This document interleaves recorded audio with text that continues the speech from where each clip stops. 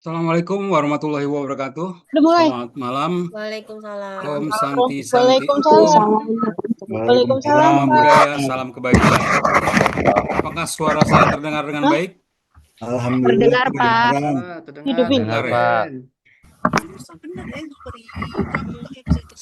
Selamat datang di mata kuliah perdana Udah. Stikom Interstudia Sekolah Selamat Pasca. malam, Pak.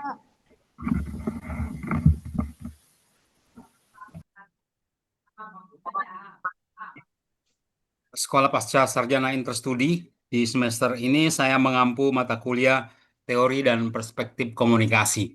Ya, sebelum berlanjut, saya hari ini sangat bahagia sekali sepertinya ya, karena di semester ini saya mengampu mata kuliah kelas pasca yang cukup banyak. Tahun lalu adik-adik kelas kalian jumlahnya mencapai 25 orang ya, dari berbagai daerah. Sementara di kelas ini kemarin koordinator kelas menyampaikan bahwa sekitar 40-an ya, begitu ya? Kemarin ada yang WhatsApp saya benar, begitu, koordinatornya. Siapa koordinatornya kemarin? Saya Pak Efta, Pak. Oh ya, Eftariana ya. Ya, Pak. Ya, menyampaikan bahwa sekitar 40-an ya. 42 ya. Di daftar kelasnya seperti itu, Pak, tapi beberapa kan kita belum dapat NIM nih, jadi belum terlihat jelas detailnya. Mudah-mudahan perkuliahan ini dapat menyampaikan pesan yang baik ya buat Indonesia pada umumnya, dan khususnya buat kelas ini saya berharap kelas ini tetap terus bertahan sehingga dapat menyelesaikan kuliahnya. Oh, ini kenapa nih? Selamat malam kakak-kakak, memang belum ada suaranya ya. Apakah suara saya terdengar dengan baik? Dengar, Pak. Kedengeran, Pak. Dengar, Pak. Itu dari mana itu yang belum terdengar dengan baik itu? Mungkin masih di mute gitu. Oh, masih di luar negeri mungkin ya.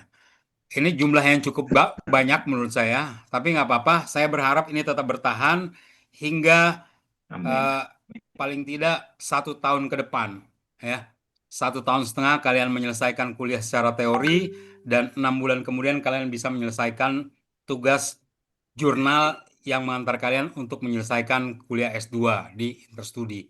Ya, perkenalkan, nama saya Suhendra Atmaja. Saya biasa dipanggil Mr. Atma ya di sekolah ini. Saya selain mengajar di S1 dan S2 Interstudi, saya mengajar juga di kampus Universitas Tarumanegara Jakarta di mata kuliah yang sama ya, komunikasi, spesialisasinya media ya. Saya lihat tadi ada yang orang-orang media yang juga hadir di sini menjadi mahasiswa saya. Surprise, kita bisa berbagi pengalaman ya. Kita bisa bercerita karena hari ini adalah hari pertama yang membuat saya spesial. Sebelum lebih jauh tentang materi perkuliahan, saya ingin mengenal, apakah kalian sudah saling mengenal satu sama lain? Sudah ada pertemuan? Belum, Pak. Belum. Waduh. Belum, Ada Pak. yang kenapa, ada yang belum juga, Belum, Pak. ada yang sudah, ada yang belum. Ada yang sudah kenal, ada yang belum. Ya. Bagian, Pak. Iya. Ada Iya. satu mahasiswa saya S1 sebenarnya nih, namanya Bang Jo, ya, Johannes Ronald. Dia ini ngambil kuliahnya banyak betul. Dia sekarang sedang menyelesaikan studi S3-nya, hukum kalau tidak salah ya. Kemudian dia juga kuliah S1 komunikasi di Interstudi dan S2 di Interstudi. Banyak betul. Beliau adalah jaksa di Jakarta Barat ya, Bang Jo ya. Oh, Jakarta Selatan. Mungkin kalian kalau punya kasus bisa dibantu Siap. sama Bang Jo. Ini salah satu yang saya kenal ya. Kemudian ada rekan saya yang lain, mungkin ada Mas Eko, ada pengusaha di sini saya lihat ya. Boleh diperkenalkan dulu biar saling mengenal satu sama lain. Silakan dari Bang Jo. Bapak, saya Johannes Ronald Eliezer Roparulian Utagalung. Kebetulan saya juga mahasiswa S1 di Stikom Interstudi dan mahasiswa S2 juga di Stikom Interstudi. Pekerjaan saya tadi sudah disebutkan sama Bapak sebagai jaksa. Motivasi saya ikut komunikasi adalah untuk memperluas multidisipliner saya. Kebetulan saya sedang membuat penelitian mengenai manajemen kepegawaian jaksa dan membutuhkan komunikasi dengan beberapa ilmu multidisipliner seperti komunikasi, manajemen, dan administrasi publik. Mohon juga Bapak bimbingannya di pasca sarjana ini Bapak, selain di S1. Itu aja Bapak. Terima kasih Bapak. Baik, terima kasih Bang Jo. Silakan sekarang Mbak Anggi, luar biasa sekali Bang Jo ya. Mbak Anggi Fitrani. Baik, Assalamualaikum warahmatullahi wabarakatuh. Selamat malam, Bapak dan teman-teman yang lain. Perkenalkan, nama saya Anggi Fitrani, biasa dipanggil Anggi. Saya domisili di Bogor. Saya sih bekerja di salah satu pegadaian swasta di Jakarta. Salam kenal semua. Terima kasih. Mohon bimbingannya, Bapak. Terima kasih Mbak Anggi. Lanjut Pak Rozi, kita cepat saja. Ya, selamat malam. Terima kasih atas waktunya, Mister. Salam kenal kawan-kawan semuanya. Perkenalkan, nama saya Fahru Rozi. Saat ini tinggal di Depok, Jawa Barat. Sehari-harinya bekerja di salah satu lembaga pendidikan yang ada di Kota Depok. Mungkin itu saja, Mister. Terima kasih dan mohon bimbingannya teman-teman dan kawan-kawan semuanya. Begitu juga dengan Pak dosen. Terima kasih. Baik, terima kasih Mas Oji ya. Sekarang Mbak Tanti, silakan Mbak Tanti.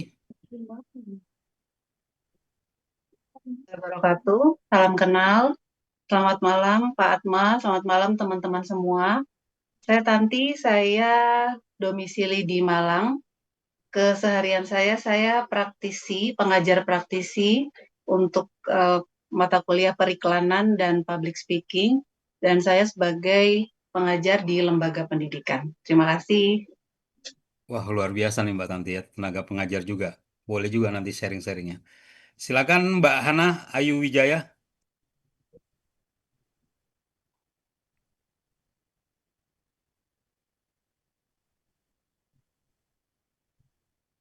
Itu mungkin belum dibuka suaranya Mbak Hana.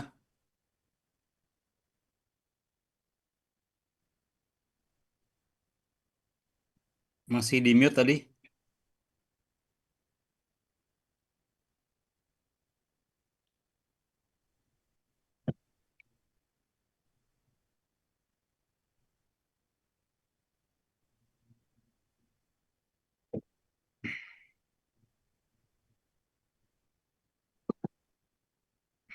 Belum kebuka ya Mbak Hana ya.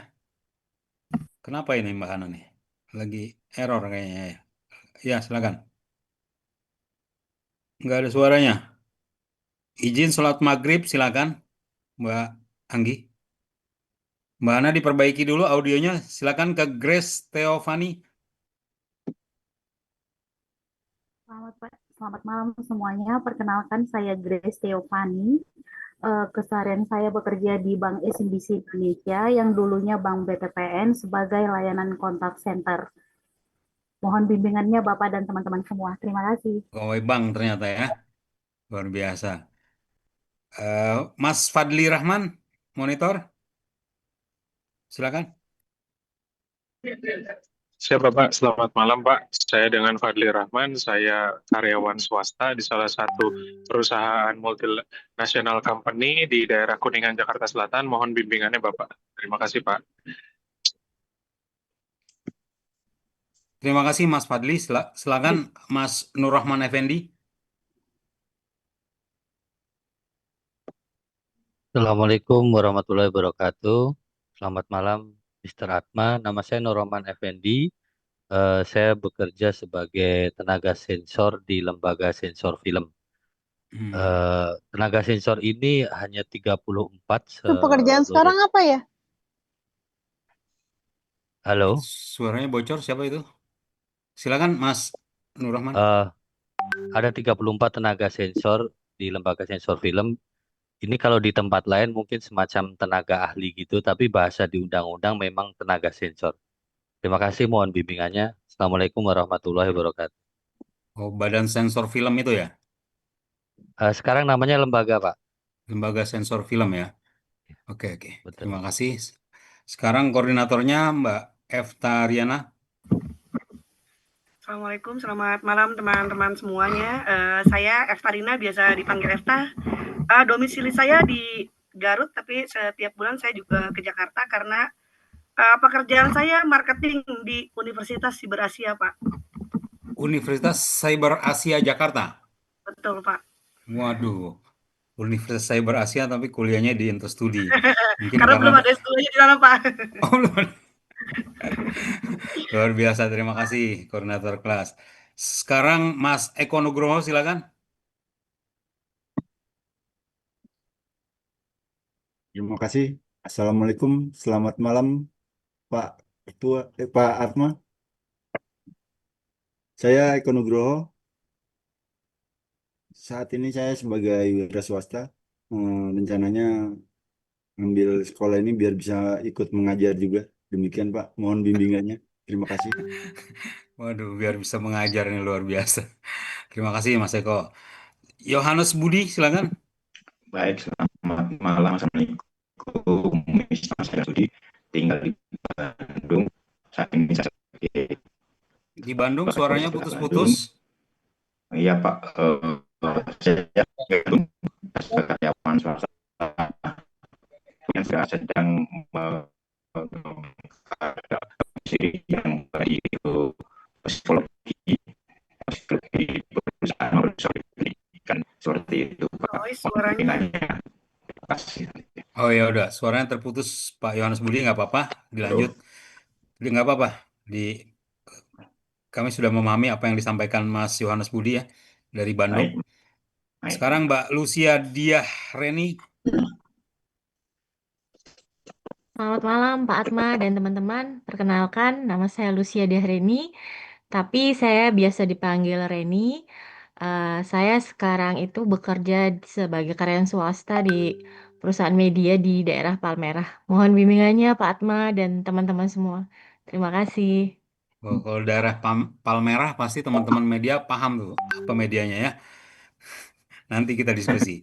Silakan Bang Peter Julio Tarigan. Oh, ini orang Medan ini. Assalamualaikum warahmatullahi wabarakatuh. Salam sejahtera buat kita semua. Nama saya Peter Julio Tarigan. Saya seorang wira swasta, Pak. Tujuan kuliah buat nambah ilmu. Mohon bimbingannya, Mr. Atma.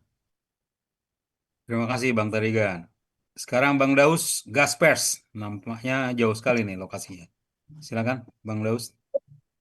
Malam Pak, selamat malam teman-teman. Izin memperkenalkan diri, nama saya Daud Haspers. Saya asli dari Ambon, tapi saya tinggal di Jakarta. Untuk sekarang ini saya bekerja di salah satu NGO di daerah Jakarta Barat, dan saya bekerja sebagai Media Relations Specialist. Seperti itu Pak. Media Relations Specialist NGO ya di Ya. Jakarta Barat. Oke.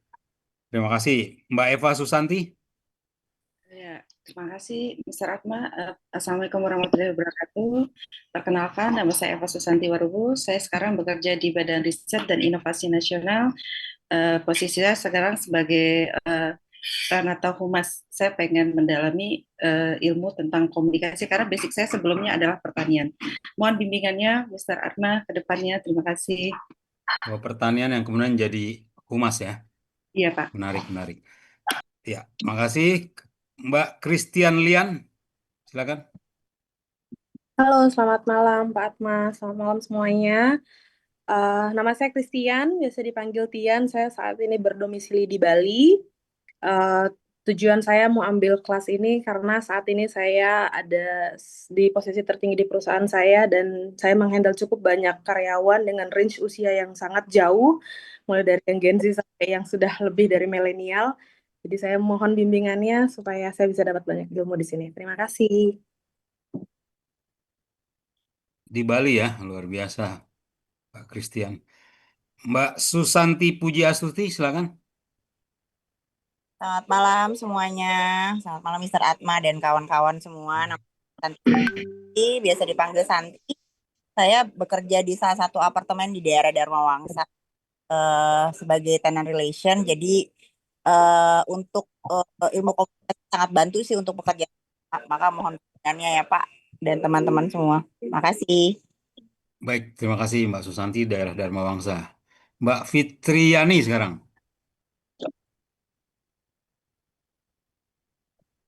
Selamat malam, Pak Atma dan rekan-rekan. Nama saya Fitriani. Aktivitas saya seorang banker di Permata Bank. Saya S1 Manajemen Universitas Mercu Buana. Tujuan saya ambil S2 Komunikasi karena sepertinya pekerjaan saya sehari-hari lebih membutuhkan ini sih. Gitu. Terima kasih ya, Pak. Lebih membutuhkan ilmu komunikasinya ya, Mbak Betul, Fitri ya. betul. Iya. Sekarang Pak Birul, silakan. Assalamualaikum warahmatullahi wabarakatuh. Mr. Atma, nama saya Birul Satrio. Saya wira swasta. Kalau ada yang mau mampir-mampir di Depok, kita punya Warmindo. Atau di Jalan Intan, kita ada resto. Terima kasih, Pak Atma. Terima kasih Pak Birul. Waduh. Paradiah Winandari. Ya, hadir. Selamat malam, Pak Atma dan teman-teman semua. Perkenalkan, nama saya Farah Diah Winandari. Saat ini saya bekerja sebagai ASN di Kejaksaan. Domisili saya di Bintaro Jaya, Tangerang Selatan. Kebetulan sekali dulu S1 saya pertama komunikasi, saya alma mater dari Mustopo. Dan kemudian saya S1 lagi mengambil jurusan hukum. Tapi karena passion saya lebih ke komunikasi, makanya saya mengambil S2 komunikasi. Seperti itu. Pegawai Mohon bimbingannya, kejaksaan, Pak Atma. tapi Siap. ingin memahami ilmu komunikasi ya. Ya, karena saya lebih passion lebih ke ilmu komunikasi. Oke. Begitu, Pak. Oke, terima kasih. Sekarang Ya, terima kasih, Pak, Ferdiaji mohon bimbingannya. Kurniawan. Ya, Assalamualaikum warahmatullahi wabarakatuh. Selamat malam Bapak dan teman-teman semuanya. Salam kenal, nama saya Ferdi Kurniawan, bisa dipanggil Ferdi saja. Saya asli Solo, Pak, tapi lagi berdomisili di Cikarang. Saya bekerja sebagai supervisor marketing eksekutif di suatu perusahaan swasta. Seperti itu. Terima kasih. Oh, marketing eksekutif di sebuah perusahaan swasta di Jakarta ya. Betul, Pak. Oke. Mbak Yuni Fitriani, mahasiswa saya juga nih S1 nih, Mbak Yuni. Silakan. Ya, baik. Terima kasih Pak Atma. Assalamualaikum warahmatullahi wabarakatuh. Selamat malam Pak Atma dan kakak-kakak semua ya. Kayaknya saya manggilnya kakak ya. Perkenalkan, nama saya Yuni Fitria, bisa dipanggil Yuni. Saya domisili dari Pandeglang, Banten. Baik, mohon bimbingannya Pak Atma dan kakak-kakak semua. Terima kasih. Assalamualaikum. Waalaikumsalam, Kak Yuni. Imanda Putri, silakan. Assalamualaikum warahmatullahi wabarakatuh. Selamat malam Mr. Atma, selamat malam juga teman-teman semua. Saya Imanda Putri, biasa dipanggil Manda. Kemarin S1 saya dari jurusan Ilmu Komunikasi Penyiaran Universitas Al-Azhar Indonesia. Kebetulan setelah itu saya bekerja di media televisi, Metro TV, dan kemudian saya resign dan memilih untuk membuka bimbel sendiri di rumah untuk kalangan SD dan SMP. Gitu. Tujuan saya mengambil S2 ini mohon bimbingannya Pak supaya bisa ngajar yang lebih tinggi lagi dari sekedar bimbel anak. Begitu Masya Pak, Mr. Allah, Atma dan bimbel ya. teman-teman. Luar biasa ya. Iya Pak. Oke, terima kasih Iya. Imanda. Sekarang Yesi Cahya. Ya, ya sama-sama. Ya Pak, terima kasih. Nama saya Yesi. S1 saya sebelumnya psikologi di Universitas Al-Azhar Indonesia. Kegiatan saya saat ini aktif di salah satu lembaga sosial di Bekasi. Tujuan saya ambil S2 komunikasi untuk memperdalam ilmu komunikasi dan memperluas networking. Terima kasih, mohon bimbingannya Pak. Memperluas networking, catatan yang luar biasa. Makasih Yesi. Ya. Alina Bur, silakan.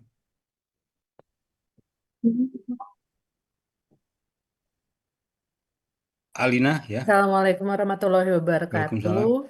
Selamat malam Mr. Atma, selamat malam semuanya. Saya Alina, saya dari Jakarta.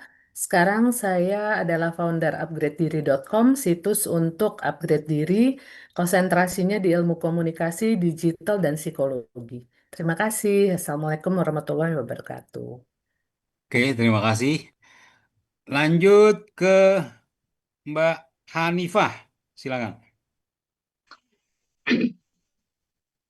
Selamat malam, Pak Asma dan teman-teman semuanya. Perkenalkan, saya Kanifa. Saya tinggal di Jakarta dan sekarang saya sebagai business owner F&B.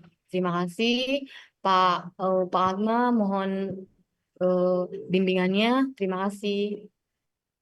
Business owner F&B ya. Betul, Pak. Oke, terima Bentar kasih. ya. Untuk Ariska acara Dwi minggu depan masih join Rocita sebentar. Via.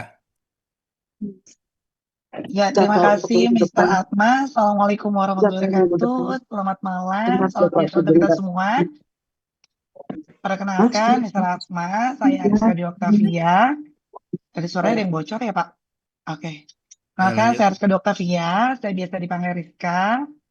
Saat ini saya bekerja kalau di freelance, saya adalah salah satu host presenter di salah satu TV swasta yang ada di Indonesia dan juga acara-acara offline atau enggak sebagai MC. Dan yang kedua, saya juga adalah salah satu pengelola pendidikan yang ada di Cibubur untuk tingkat SD, SMP, SMA. Dan S1 saya itu PR Pak di Universitas Nasional dan S2 saya di manajemen strategik. Tapi lagi-lagi kepuasan dan passion saya adalah di komunikasi. Jadi saya ambil lagi komunikasi gitu. Terima kasih Mr. Atma, mohon bimbingannya selama di S2 ini.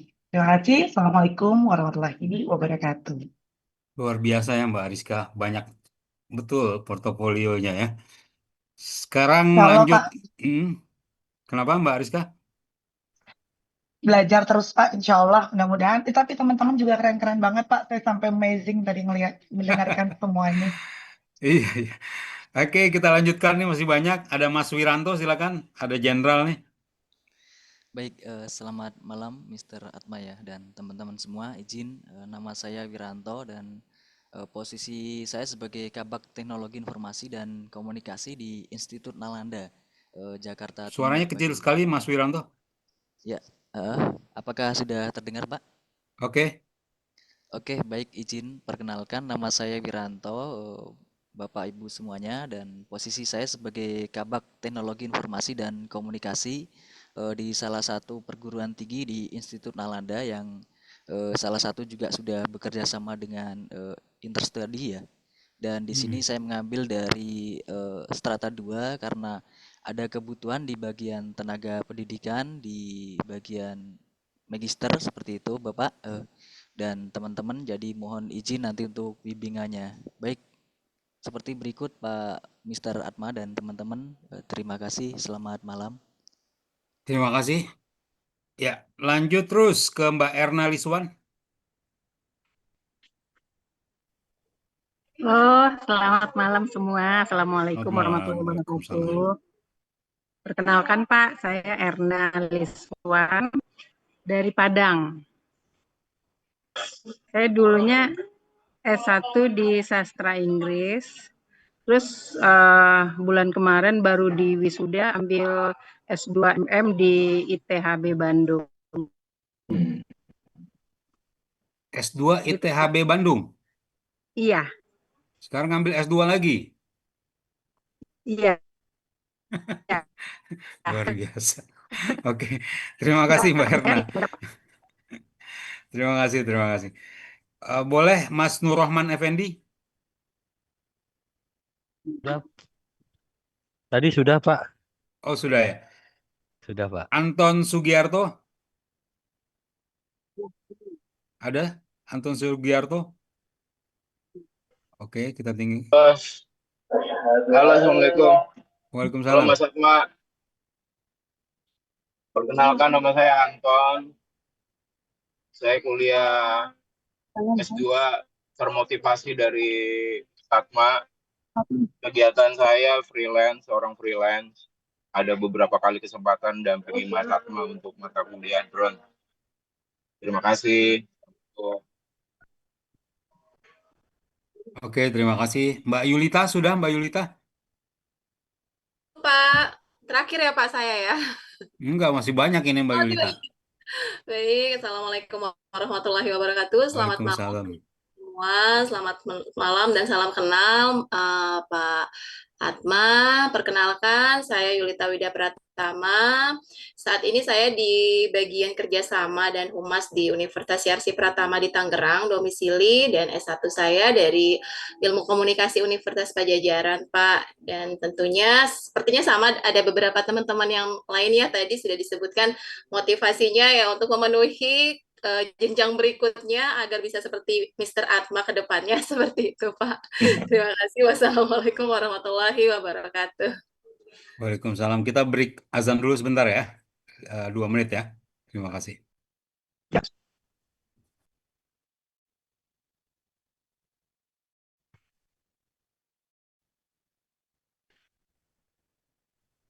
Ini di record nggak ya?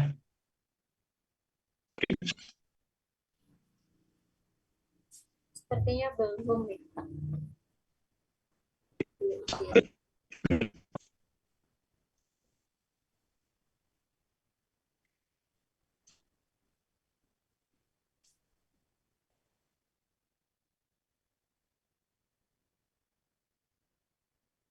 Ini harus request dulu nih ke Mr. Atmanya untuk di record masing-masing kita. Nanti ingetin Mr. Atma deh.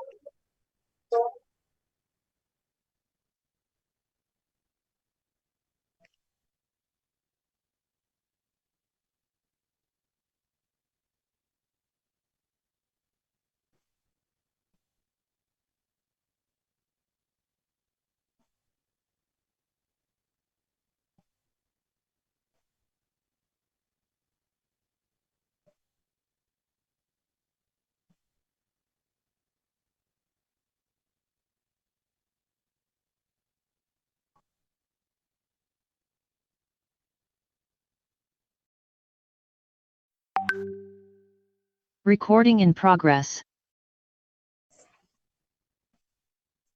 Recording stopped. Recording in progress. Assalamualaikum warahmatullahi wabarakatuh. Selamat malam. Kita mulai. Kita lanjutkan lagi perkenalan kita. Terakhir dari Mbak Yulita Wida Pratama ya. Iya, Pak. Sekarang lanjut ke Mas Tiadi. Silakan Mas Tiadi.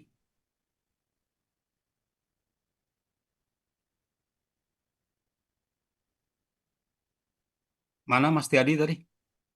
Siapa? Silakan. Baik. Terima kasih Pak. Salam kenal semuanya.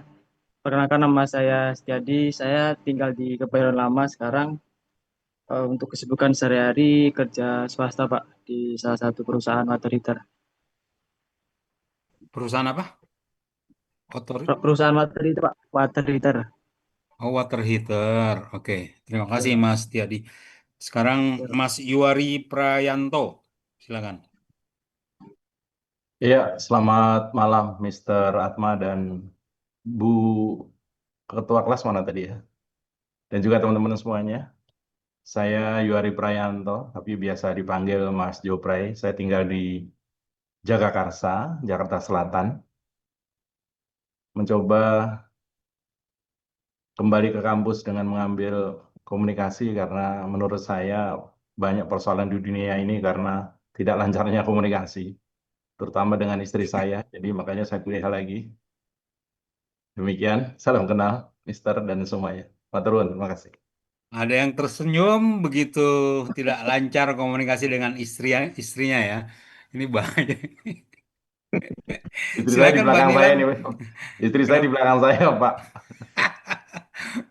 Berarti istrinya di belakang berarti komunikasinya lancar itu, bukan nggak lancar. Silakan Pakai Mbak bahasa Nilam. isyarat. Sejauh ini pakai bahasa isyarat. Silakan Mbak Nilam.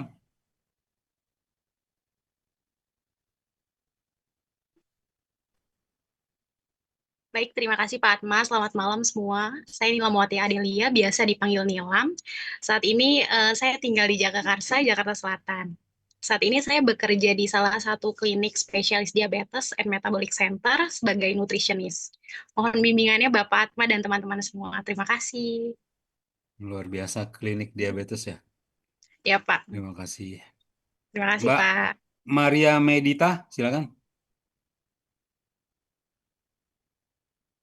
Selamat malam, Mr. Atma, dan juga selamat malam teman-teman semuanya.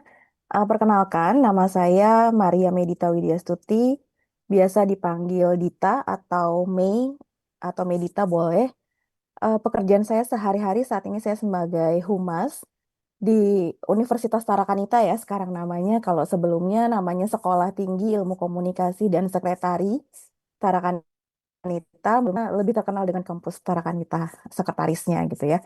Tapi sekarang kami sudah bertransformasi jadi universitas dan tujuan saya untuk mengambil kuliah di Magister Komunikasi ini persiapan untuk ya menjadi pengajar di sana di Universitas Tarakanita begitu. Terima kasih. Ada Prof. Agustinus di sana ya? Betul, Oh ya, Prof. sana Api. ya. Betul, betul Oh, Pak, Prof. Prof. Api. Afi ya. Salam sama Prof. Afi ya. Baik, Sama-sama Pak. di Untar sama saya. Betul, ya beliau dulu rektor juga ya Pak di sana ya. Iya, sempat jadi rektor. Iya, Terima mohon kasih. bimbingannya Pak Atma dan juga teman-teman semua. Terima Oke, kasih. terima kasih. Kartina Siti Hajar, silakan. Halo, Assalamualaikum warahmatullahi wabarakatuh. Waalaikumsalam. Bismillahirrahmanirrahim. Perkenalkan, nama saya Kartina Siti Hajar atau biasa dipanggil Tina. Saya dari Bandung. Saya ibu rumah tangga yang alhamdulillah punya bisnis kerudung. Seminggu 2 kali saya ke Tanah Abang dan sehari-harinya saya bikin konten, iklan, pokoknya admin di Jafirah Nusaibah Hijab. Masuk ke Stikom Interstudi yaitu karena mata kuliahnya relate dengan bisnis saya, jadi insya Allah ingin mengembangkan bisnis saya. Terima kasih. Kuliahnya relate dengan bisnisnya. Luar biasa Mbak Kartina. Mbak Hana Ayu Wijaya, suaranya udah bisa?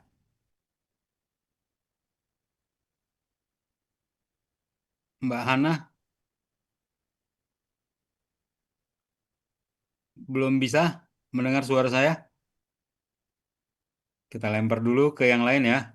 Mbak Chelsea Clara? Mbak Tawana? Selamat malam. Terdengar suaranya? Selamat malam Pak Atma, selamat malam teman-teman yang lain. Perkenalkan, nama saya Chelsea Clara Batauna Mahala, lebih akrab dipanggil Chelsea. Saya saat ini bekerja di dunia entertain. Saya sebagai singer. Sudah itu aja perkenalan dari saya. Terima kasih. Sebagai penyanyi ya? Luar Iya. biasa memang. Lanjut, siapa yang belum ini? Saya belum, Pak. Oh, silakan. Raihan ya, Mas Raihan, silakan. Ya, Pak. Assalamualaikum warahmatullahi wabarakatuh. Selamat malam, Mr. Atma dan kakak-kakak dan abang-abang sekalian. Perkenalkan, nama saya Muhammad Reihans. Saya berdomisili di Cibinong saat ini. Saya juga baru lulus tahun kemarin jurusan manajemen. Jadi mohon bimbingannya kakak-kakak dan abang-abang sekalian dan Mr. Atma. Sekian, Pak. Jurusan manajemen ya S1-nya ya, Raihan ya. Ya, Pak. Oke. Siapa lagi yang belum tadi? Sudah semua? Sudah ya. Saya belum, Pak. Saya belum, Pak. Ini nggak ada namanya, iPhone namanya. Oh iya, Pak. Sebentar, Pak. Siva, Pak. Si- Siva. Silakan, silakan Siva. Mbak Hana udah bisa suaranya Mbak Hana. Hana Ayu Wijaya. Silakan Eh, Siva dulu ya. ya, Siva dulu, Pak. Selamat malam Pak Atma dan kawan-kawan. Saya Syifa Sabrina berdomisili sekarang di Jakarta. Tujuannya, pekerjaan sekarang saya adalah sekretaris di bidang perusahaan. Terus, Tujuannya untuk memperdalam ilmu komunikasi. terus gimana? Kok ada backing vokalnya itu? Bikin vokal yang mana? Terus gimana? Terus gimana? Tujuannya tujuannya ikut komunikasi ini untuk memperdalam ilmu komunikasi. Oke, memperdalam ilmu komunikasi. Di bidang sekretaris Pak tadi, Kak. Oke, Sekretaris. di bidang sekretaris. Dan kalian namanya diganti ya, jangan iPhone ya. Jadi Pak Atmanya Iya, bingung ini. iya Pak Atma. Siva Pak. Ditulis namanya Civa. Siva. Jangan di. Iya Udah Pak. bisa nggak gantinya dari handphone?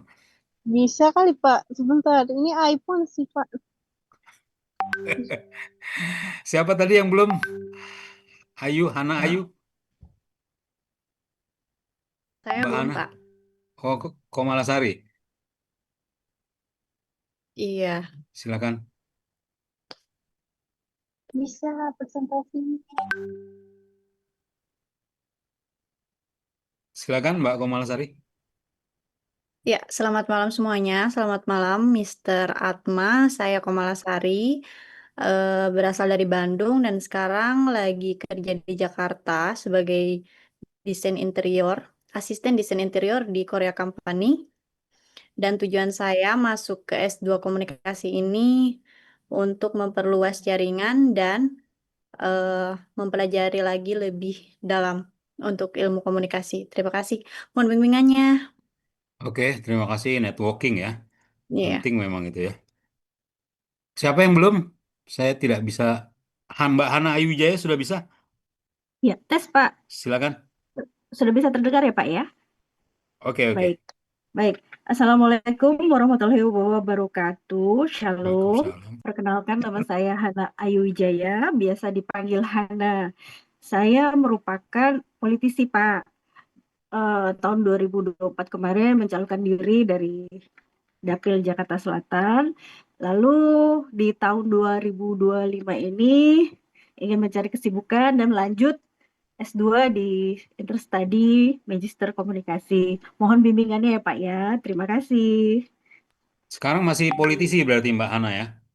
Masih Pak, masih Aktif di PAN ya? bergerak di salah satu partai yang ada di Jakarta yang lambangnya gajah.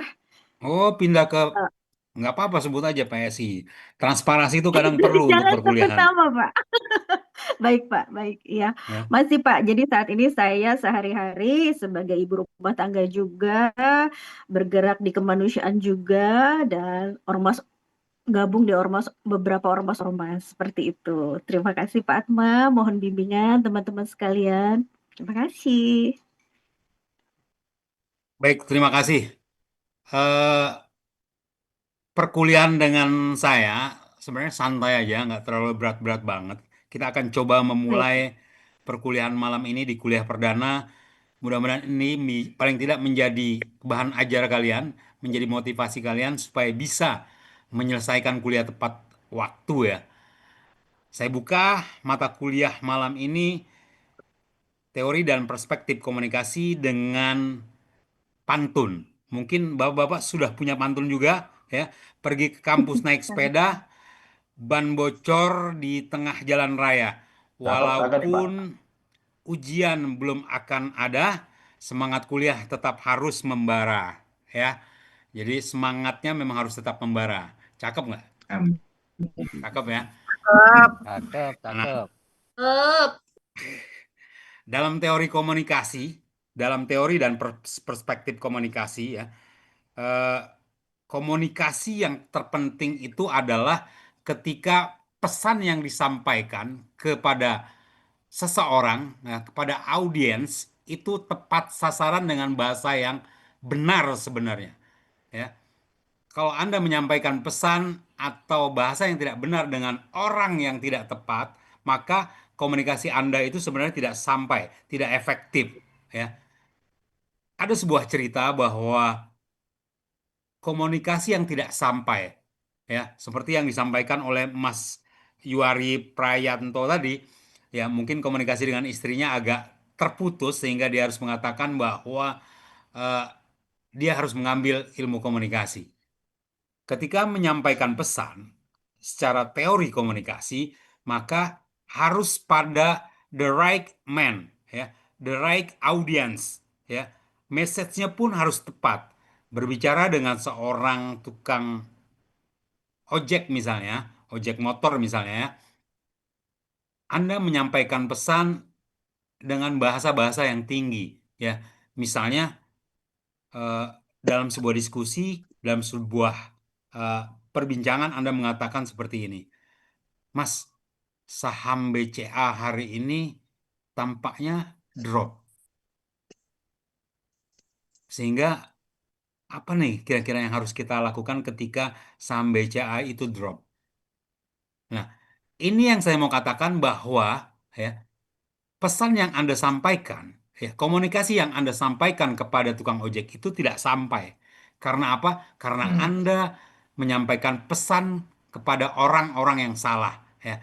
Karena bahasa saham mungkin saja tidak dipahami dan kurang cocok ketika itu harus diterima oleh seorang pengemudi sepeda motor atau tukang ojek sekalipun ya. Tapi ketika kalian berbicara, menyampaikan pesan, ya, menyampaikan interaksi saham, penurunan saham BCA kepada pemain saham, ya, maka kepada para pialang misalnya, kepada para ekonom misalnya, maka pesan itu sampai. Ya. Maka dalam teori komunikasi, pesan yang efektif adalah ketika pesan yang disampaikan itu sampai kepada orang yang berhak, orang yang pantas menerima pesan. Ya, itu bisa dikatakan komunikasi yang efektif. Ya, kalau komunikasi Anda tidak ada feedback, ya, berarti dia tidak memahami apa yang Anda sampaikan. Lebih baik Anda stop komunikasi yang Anda sampaikan daripada Anda berbusa, berbui, ya, menyampaikan pesan yang tidak sampai. Nah, di kelas ini pun saya mengatakan bahwa kenapa saya bangun komunikasi dengan teman-teman semua? Karena apa? Saya ingin memberikan pembelajaran komunikasi yang efektif kepada teman-teman. Saling mengenal satu sama lain. Siapa di antara siapa, siapa dengan siapa. Supaya apa? Supaya pesannya itu lebih sampai dan diterima. Ketika berbicara kepada Bang John misalnya atau Mbak Widi tadi ya yang dari jaksa, ketika berbicara hukum, maka Anda selayaknya paling tidak menyampaikan pesan itu kepada orang yang memahami itu. Supaya apa? Supaya ada feedback ya, supaya audiens menerima dengan baik, supaya pesan yang kamu ucapkan dalam komunikasi itu sampai ke penerima ya.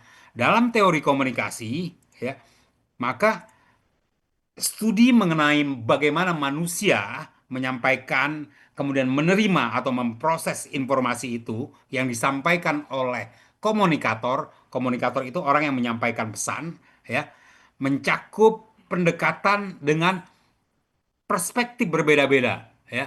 begitu Anda menyampaikan pesan dengan perspektif yang sama, misalnya tadi perspektif yang sama adalah saham, berbicara tentang saham, ya, itu perspektif yang sama ketika Anda berbicara dengan orang yang memahami permainan saham. Begitu Anda berbicara tentang perspektif hukum, maka Anda harus mengkomunikasikan komunikasi ini dengan orang yang paling tidak memahami hukum. Supaya apa? Supaya ada feedback, ya. Pesan itu sampai ketika ada feedback. Jadi kalau orang-orang komunikasi seharusnya, ya, paham atau tidak paham dalam komunikasi, kalian harus menyampaikan apa yang namanya feedback. Kalau tidak, itu bukan ngomong komunikasi. Jadi kalau ada perseteruan antara suami dengan istri, ya, sepahit apapun yang disampaikan suami, sepahit apapun yang diterima oleh istri, maka sebagai orang komunikasi, maka harus ada feedback, ya. Jangan diam. Kalau komunikasi S2 itu harus menyampaikan apa yang ada paling tidak di dalam hatinya. Titik dalam sebuah komunikasi adalah jawaban. Titik dalam sebuah komunikasi adalah feedback, ya.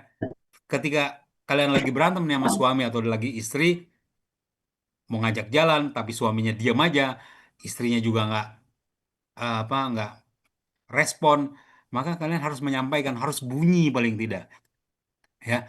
Dalam teori komunikasi dikatakan bahwa saya teriak maka saya ada, saya berbicara maka saya ada, maka saya menyampaikan satu kata pun maka saya ada. Itu orang-orang komunikasi, ya. Nggak ada itu orang komunikasi yang diam. Walaupun sebenarnya diam adalah bagian dari ilmu komunikasi, tapi komunikasi yang benar adalah komunikasi yang berbunyi, ya, mengeluarkan suara paling tidak, menyampaikan sesuatu, berargumen, ya, walaupun kemudian argumen itu dalam perspektif yang berbeda, ya, dalam perspektif yang luas sama sekali. Karena pola pikir setiap manusia dalam berkomunikasi itu berbeda. Tanggapan seseorang dalam sebuah kasus misalnya, ya, itu tentu bisa berbeda dengan apa yang ada di dalam pikiran kalian.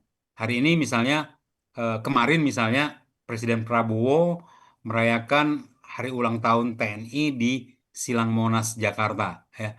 Banyak sekali kemudian gimmick-gimmick, banyak sekali kemudian eh, pemberitaan atau visual yang menyatakan di balik berita, di balik perayaan HUT, eh, ABRI, HUT TNI itu ada peristiwa-peristiwa yang kadang-kadang kita bisa bilang lucu, ya. Misalnya saya tadi melihat gambar atau video bahwa eh, Presiden SBY, mantan Presiden SBY tidak bersalaman dengan Kapolri Listio Sigit. Ya, peristiwa-peristiwa seperti itu yang kemudian dilihat oleh masyarakat sebagai komunikasi yang sebenarnya tidak jalan dengan baik, ya. Tapi itu adalah sebuah jawaban bahwa mungkin saja asumsi kita bahwa tidak ada harmoni antara hubungan dengan seorang mantan presiden dengan pejabat tinggi di kepolisian. Tapi mungkin saja orang melihatnya dalam perspektif yang berbeda. Misalnya orang melihatnya bahwa mungkin saja, misalnya Presiden SBY tidak melihat atau tidak, apa ya, noise terhadap keberadaan eh, petinggi Polri di sana. Jadi dia tidak bersalaman lah seperti itu, ya. Jadi perspektif itu harusnya memahami dinamika komunikasi, dinamika yang terjadi di lapangan, ya. Tidak serta-merta kita menyimpulkan sendiri, karena perspektif setiap komunikator dalam sebuah eh, isu komunikasi itu tentu berbeda-beda. Ada bahasa yang verbal, ada bahasa nonverbal, ada mungkin bahasa interpersonal yang disampaikan, atau bahasa kelompok, atau bahasa yang umum yang bisa disampaikan oleh publik, ya. Nah, kita akan coba melihat salah satu video, ya. Saya coba putarkan sebuah video yang kemudian ini bisa kalian pahami sebagai Mungkin saya minta tolong salah satu mas. Pak Eko, mana Pak Eko?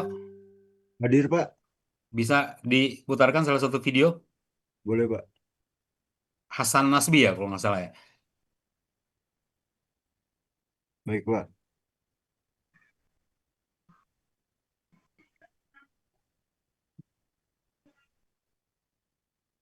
Silakan teman-teman menyimpulkan perspektif komunikasi dalam video ini ya.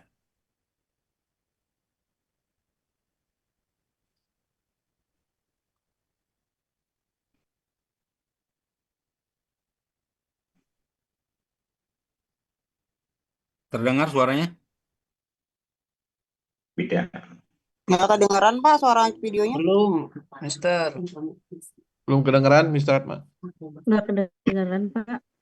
Belum kedengeran suaranya. Iya. Sharing audionya. Tidak muncul suaranya. Oh, belum muncul ya. Belum muncul, Pak Eko. Ada, Pak, suaranya, Pak. Belum ya.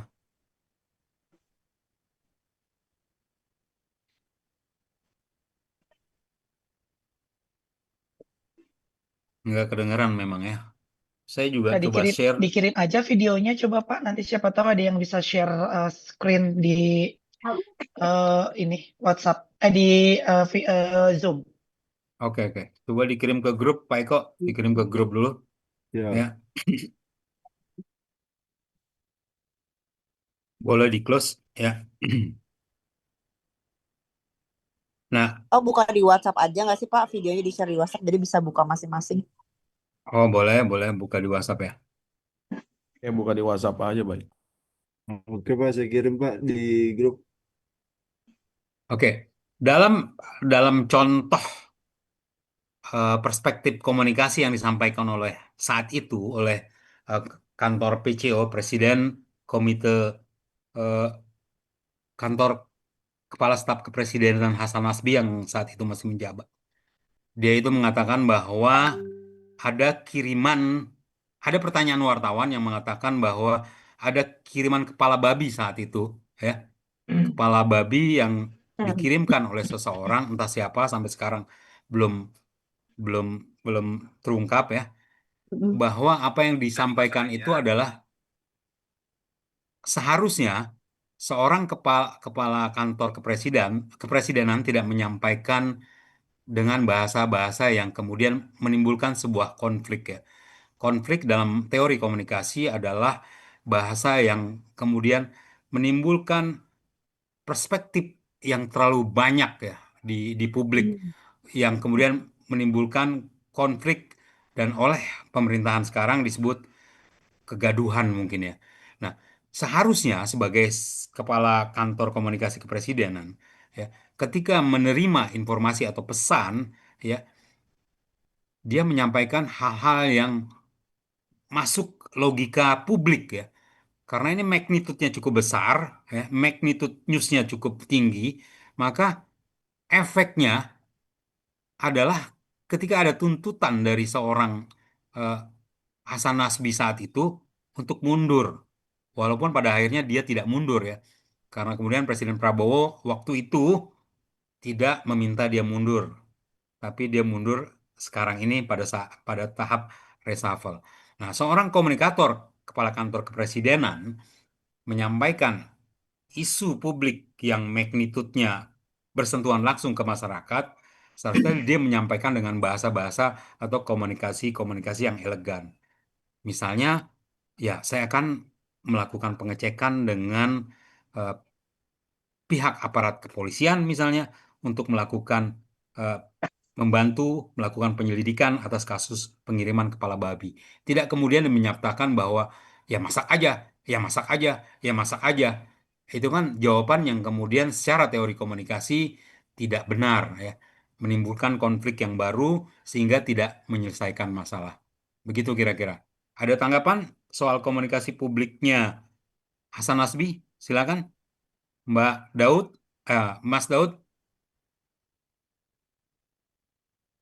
Ya, terima kasih Pak. Ya, kalau menurut saya sendiri sih memang saya setuju juga Pak, karena memang itu kan kalau menurut saya pribadi ya dengan pengiriman kepala babi itu kan sebenarnya sebuah semiotika atau tanda atau makna yang tersirat ya Pak, yang direspon dengan statement yang kurang begitu baik kalau menurut saya sebagai seorang pejabat negara atau pimpinan kepala staf kantor presiden gitu ya, Pak Hasan Nasbinya. Kalau menurut saya sih seperti itu sih.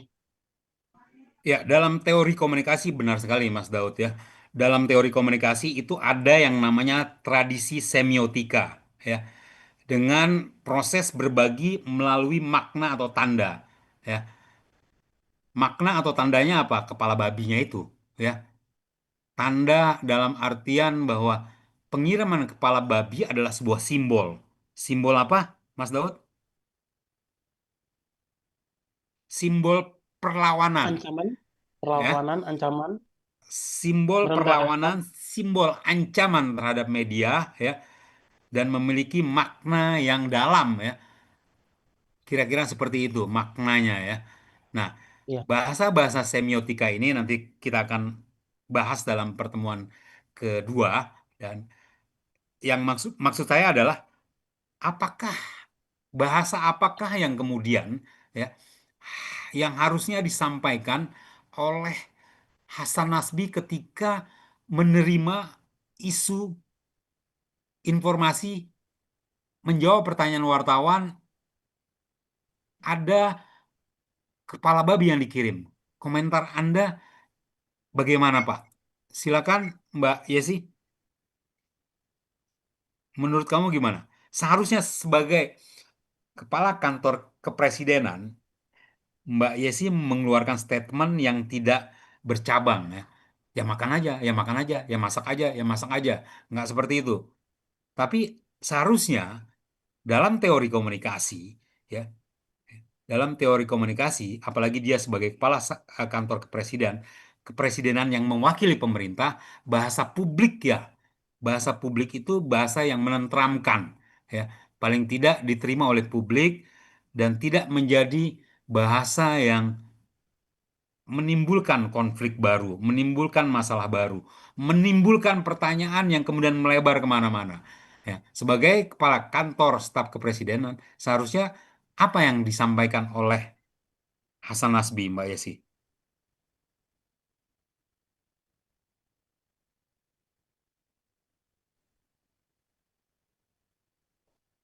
Belum?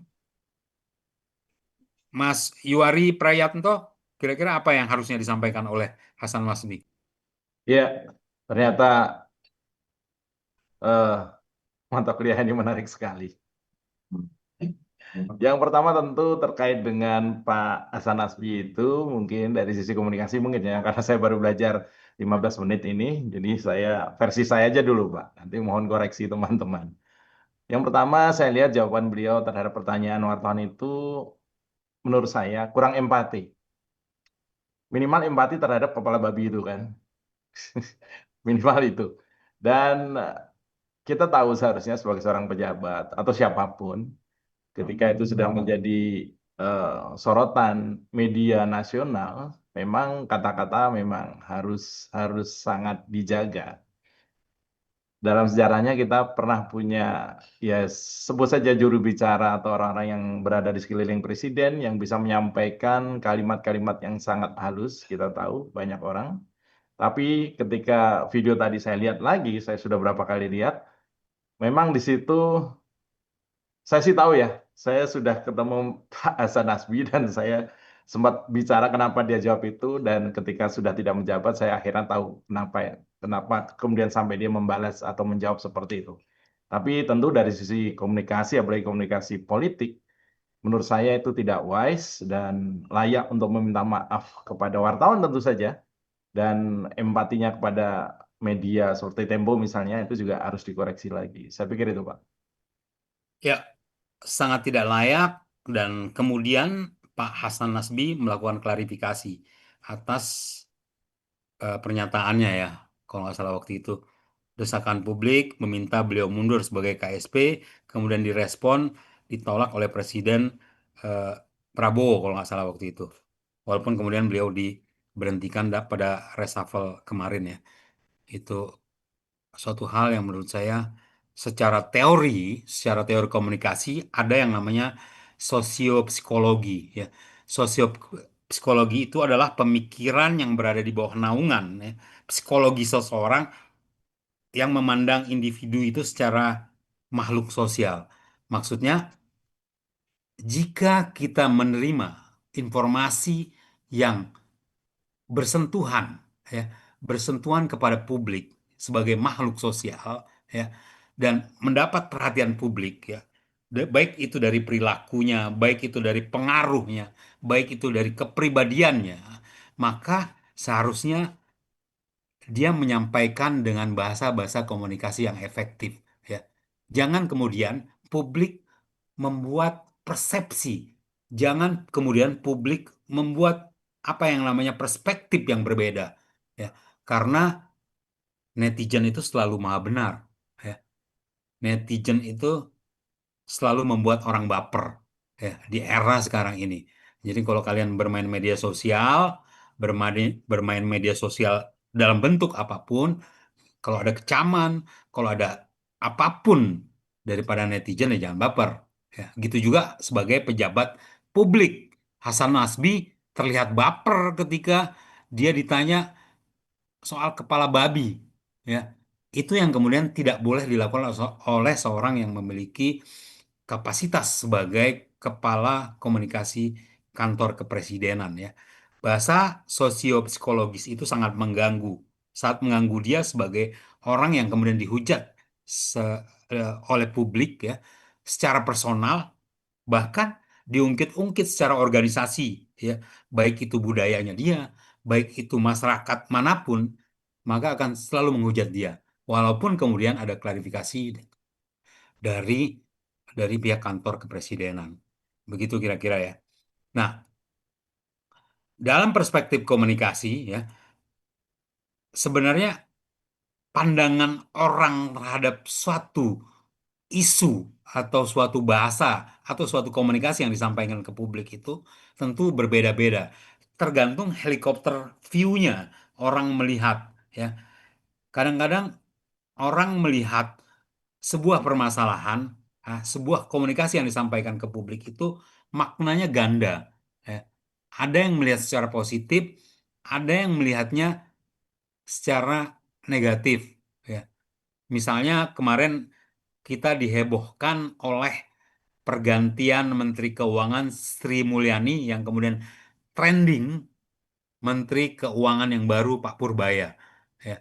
Dalam bahasa komunikasi, ya, dalam gestur, ya, dalam komunikasi verbal dan nonverbal, apa yang disampaikan oleh Menteri Keuangan yang baru adalah Pak Purbaya adalah menarik perhatian publik, ya. Karena apa? Karena dia harus melakukan itu, ya. Kalau tidak dia akan kalah dalam komunikasi publik. Ketika seorang menteri yang diganti oleh menteri yang baru, maka publik akan membandingkan. Oh, ternyata misalnya Sri Mulyani lebih baik. Nah, Purbaya memainkan peranan komunikasi publik agar apa? Agar publik menilai bahwa bayang-bayang Sri Mulyani ya sebagai Menteri Keuangan sebelumnya ke menteri yang dijabat oleh Purbaya ini terbantahkan. Artinya apa? Artinya Purbaya harus lebih baik. Kemudian dia memakai apa yang namanya komunikasi publik. Ya, komunikasi publik itu dengan melakukan segala aktivitas positif, ya, walaupun sebenarnya cuma remeh-temeh, tapi publik menilai bahwa ini adalah komunikasi yang bagus yang dilakukan oleh seorang Menteri Keuangan yang baru, walaupun hasilnya, ya, kita belum tahu. Ya, the first communication Purbaya adalah telah mengambil paling tidak hati nurani publik, ya, hati nurani halayak, ya, hati nurani komunikator untuk menilai bahwa dia layak menjadi seorang Menteri Keuangan. Ada yang punya pendapat? Silakan. Soal Menteri Keuangan yang baru membangun komunikasi publiknya, Mbak Eftariana.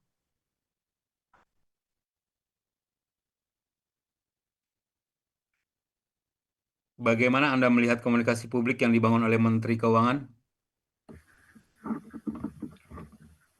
Izin Pak, Ya. dari pandangan saya, Menteri Keuangan yang sekarang tuh bahasa publiknya lebih santai gitu. Karena mungkin saat adanya konflik kita memahami audiens kita seperti apa, mungkin saat itu kan rakyat resah, jadi memilih gaya komunikasi yang lebih santai untuk nurunin ketegangan masyarakat. Dari pandangan saya seperti itu, Pak. Terima kasih. Ada yang lagi mau menyampaikan? Izin Mbak Bapak. Maria, Kalau silakan. boleh. Izin Silakan Bapak. Bang Jo. Saya Bapak, kalau kita melihat kasus pergantian Menteri Keuangan dari Sri Mulyani ke Pak Purbaya ini, itu kita melihat banyak menarik ya dari perspektif komunikasi organisasinya yang saat ini kita pelajari. Kalau kita lihat Pak Purbaya ini menghadapi tantangan berat karena menggantikan figur dengan rekam jejak dan citra publik yang sudah sangat kuat, dan dia juga paham dan sadar bahwa kalau hanya diam saja dia akan menjalankan tugas teknisnya tanpa strategi komunikasi yang jelas. Lalu dia juga akan kalah dalam perbandingan publik. Lalu makanya Pak Purbaya ini memilih strategi komunikasi yang lebih proaktif sejak awal. Gunanya untuk apa? Untuk membangun positioning dan identitas barunya.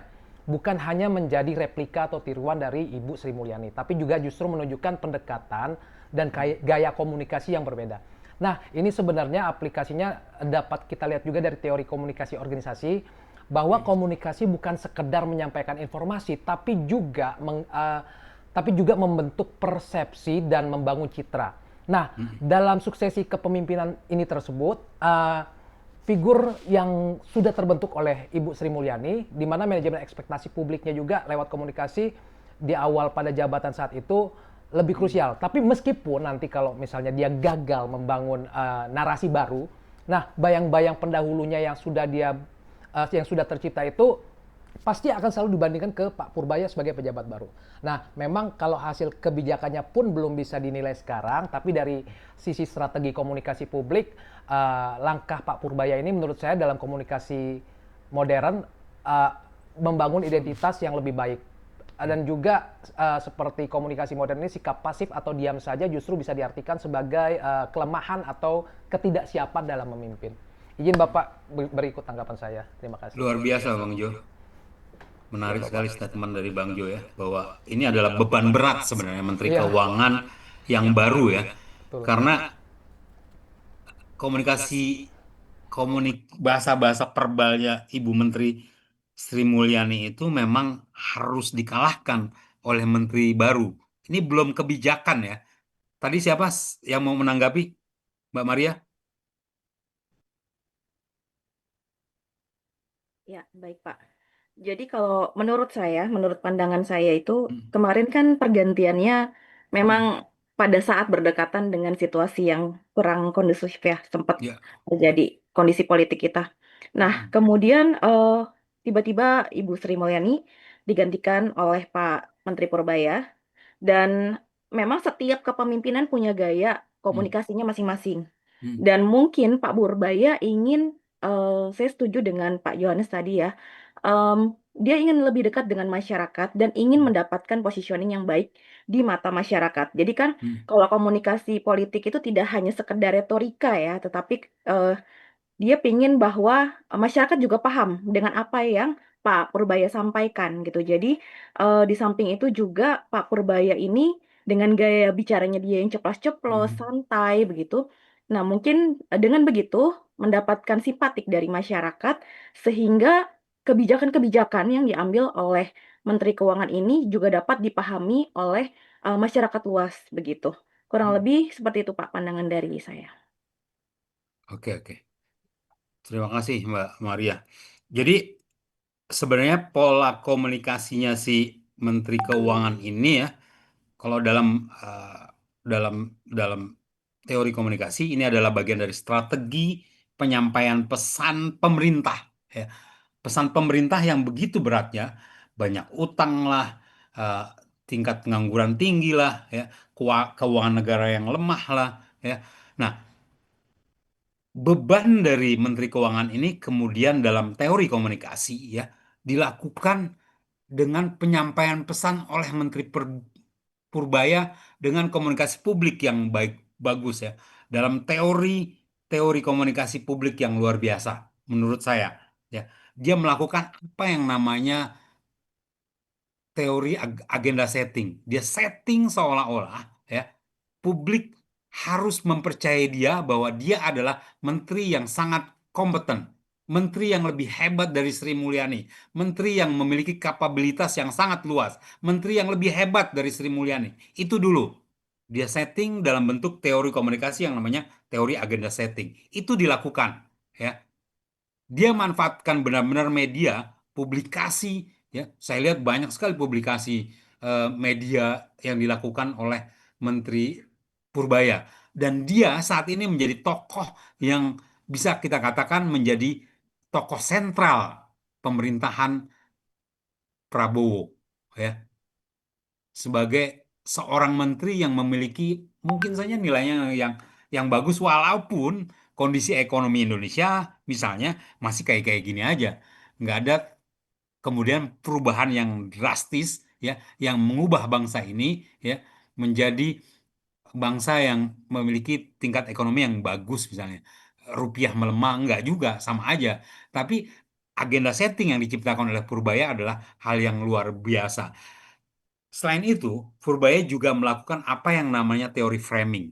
Ya, kalian akan belajar ini teori framing, bagaimana kemudian eh, menteri itu Pak Purbaya mereka susun bersama timnya itu, ya, sehingga publik memahami kebijakan-kebijakan yang diambil oleh Menteri Keuangan ini, ya, dengan cara apa? Dengan cara pemanfaatan media yang sebenarnya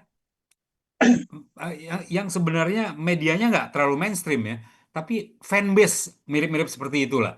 Awalnya dari situ, saya melihat beberapa kegiatan dia yang sidak ke BNI lah, yang kemudian makan remeh-temeh memang, makan di kaki lima lah, makan di kantin inilah. Apakah itu pengaruh sama kebijakan pemerintah Indonesia? Enggak, tapi dia membentuk framing, tapi dia membentuk agenda setting untuk apa? Untuk membangun kepercayaan, ya, publik kepada Menteri Keuangan. Seperti Bang Jo bilang tadi, beban berat inilah yang kemudian dilawan oleh Purbaya. Karena beban berat dia ini menggantikan seorang menteri yang mungkin 15 tahun menjabat sebagai Menteri Keuangan, ya, kredibilitas, kemampuannya diakui, alumninya juga alumni manajemen keuangan, ya. Tapi kemudian Purbaya membalikan keadaan bahwa dia adalah orang yang sekarang memimpin Departemen Keuangan dan mendapat kepercayaan publik. Luar biasa, ya. Jadi komunikasi yang dibangun oleh Menteri Keuangan adalah komunikasi yang efektif, ya, the right communication, ya. Itu. Ada pertanyaan? Nah, saluran-saluran yang digunakan oleh Menteri Keuangan ini memang selalu kepada saluran-saluran lebih banyak kepada bukan kepada media mainstream kalau saya lihat, ya, lebih kepada media-media sosial yang kemudian diadop oleh media-media mainstream, ya. Cukup pakai handphone satu, misalnya dia berkegiatan, kemudian di-share, diambil sama media mainstream, diambil oleh media arus utama sebagai informasi yang kemudian diadop oleh semua media bahwa apa yang dilakukan oleh Menteri Purbaya adalah untuk bangsa ini, ya. Jadi kita nggak perlu Purbaya itu harus memanggil dulu media mainstream, harus mengajak wartawan, nggak perlu. Tapi cukup dengan satu handphone saya lihat, ya. Kalau saya lihat dari aktivitas beliau, satu handphone kemudian viral, satu handphone kemudian viral. Itu yang dilakukan oleh Purbaya dan tim. Ya mungkin dia nggak sendiri, ada beberapa orang yang bekerja untuk Purbaya dalam hal publikasi dan agenda setting tadi, ya. Nggak mungkin dia sendiri. Seolah-olah dia melakukan apa yang menjadi menjawab keinginan keinginan masyarakat atau publik, ya. Tapi secara kebijakan, apakah kemudian kebijakan Purbaya itu sudah menyentuh ke masyarakat? Belum. Tapi bahwa Purbaya telah membangun kepercayaan, ya, publik dengan melakukan komunikator yang baik, ya, dengan melakukan keahlian sebagai seorang komunikator. Karena apa? Karena pesan yang disampaikan itu sampai ke publik dan publik melakukan apa yang namanya feedback, ya. Feedbacknya feedback yang positif tentunya. Sejauh ini saya belum lihat adanya feedback negatif dari seorang Menteri Keuangan Purbaya. Ini yang patut kalian contoh sebagai seorang komunikator yang handal, ya. Jika kalian nanti menjadi seorang menteri paling tidak, ya, begitu, ya. Nah, hal lain dalam kembali ke perspektif komunikasi, hal lain dalam perspektif komunikasi itu adalah sebenarnya kerangka konseptual, pandangan orang, world view, outlook, position, approach, atau viewpoint ya dalam sebuah kasus ya. Belum tentu juga apa yang dilakukan oleh Menteri Keuangan Purbaya itu kemudian dari pandangan dunia itu, dari world view-nya itu menjadi hal yang positif, belum tentu. Kalau hal yang positif itu pasti berdampak ya. Misalnya berdampaknya seperti apa? Worldview menilai bahwa aksi yang dilakukan oleh eh, Menteri Purbaya ini menurunkan nilai tukar rupiah terhadap dolar. Faktanya tidak juga, ya. Tapi membangun kepercayaan publik di Indonesia, iya, baru sampai tahap itu. Karena seperti Bang Jo sampaikan tadi, beban berat berada di pundak Menteri Keuangan. Begitu kira-kira teman-teman. Ya, nah, dalam perspektif komunikasi, memang kita akan belajar tentang apa yang disebut dengan tradisi-tradisi yang disebutkan tadi. Bang sampai tadi menyampaikan ada tradisi semiotika, ya, kemudian fenomenologi nanti kalian akan ketemu ya. Fenomenologi itu berdasarkan pengalaman-pengalaman individu ya. Kemudian ada disiplin ilmu yang namanya sosiologi, psikologi, ya. Kemudian ada yang namanya paradigma positivisme, interpretatif dan kritis. Kemudian ada metodologi yang objektif dan subjektif. Nah, ini semua sebenarnya bagian dari sebuah teori komunikasi. Ya, pendalamannya, intinya dalam sebuah teori komunikasi itu adalah teori komunikasi zaman dulu. Ya, zaman dulu itu kalian pernah dengar apa yang namanya teori klasik, teori komunikasi klasik. Kemudian zaman sekarang, teori komunikasi modern. Dan dalam sebuah disertasi, saya mengungkapkan bahwa ada satu lagi sebenarnya yang mengungkap sebuah teori komunikasi baru. Selain klasik, modern adalah ada satu teori yang namanya teori komunikasi digital di era sekarang ini. Jadi ada tiga. Ini dari temuan saya karena ada teori klasik, modern dan digital. Digital adalah kondisi saat ini, kondisi sekarang di mana semua orang memanfaatkan ya alat-alat digital, memanfaatkan perangkat-perangkat digital untuk melakukan komunikasi. Ya, kalau modern itu kan bahasa komunikasinya masih bahasa komunikasi yang pakai bahasa komunikasi yang efektif lah. Tapi kalau digital tidak lagi, dia harus sudah memakai perangkat-perangkat digital dalam berkomunikasi. Itu masuk ke dalam teori Grunik ya. Begitu kira-kira teman-teman dalam teori komunikasi, model teori komunikasi eh, zaman dulu atau klasik itu kalian pernah dengar mungkin ya sekali dua kali teori komunikasi Aristoteles, teori komunikasi Socrates ya. Pada saat salah satunya adalah bagaimana teori komunikasi mengungkapkan bahwa eh, keberadaan seorang penjahat itu ya, penjahat atau pelaku kejahatan itu ada dalam sebuah teori komunikasi bahwa dapat dilihat dari bentuk tangan, dapat dilihat dari bentuk fisik, dapat dilihat dari pakaian. Itu kemudian teradopsi dalam teori komunikasi modern sebagian walaupun terbantahkan teori komunikasi klasik ya. Nah, dalam teori komunikasi modern mungkin tidak ada lagi orang menilai bahwa komunikasi itu bisa dilihat dari perilaku perilaku kejahatan bisa dilihat dari tangan yang panjang atau kumis yang lebar atau bahasa semiotikanya simbol-simbol kejahatan memakai tato ya. Itu bahasa-bahasa semiotika yang kemudian berada dalam teori komunikasi klasik. Begitu kira-kira teman-teman. Nah, dalam perspektif komunikasi ya, yang paling terkenal adalah mungkin kalian pernah dengar teori komunikasi Laswell. Ada yang tahu nggak teori komunikasi Laswell? Ada yang tahu? Ya. Hmm.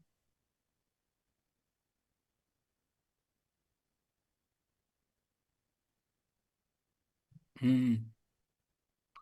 Ya, betul. Jadi teori komunikasi dari perangkat penerima ke perangkat pemberi pesan itu masih yang ya karena zaman dulu ya belum ada teknologi yang kemudian mendukung kegiatan komunikasi. Tetapi ya teori-teori seperti Laswell ini yang muncul zaman dahulu kala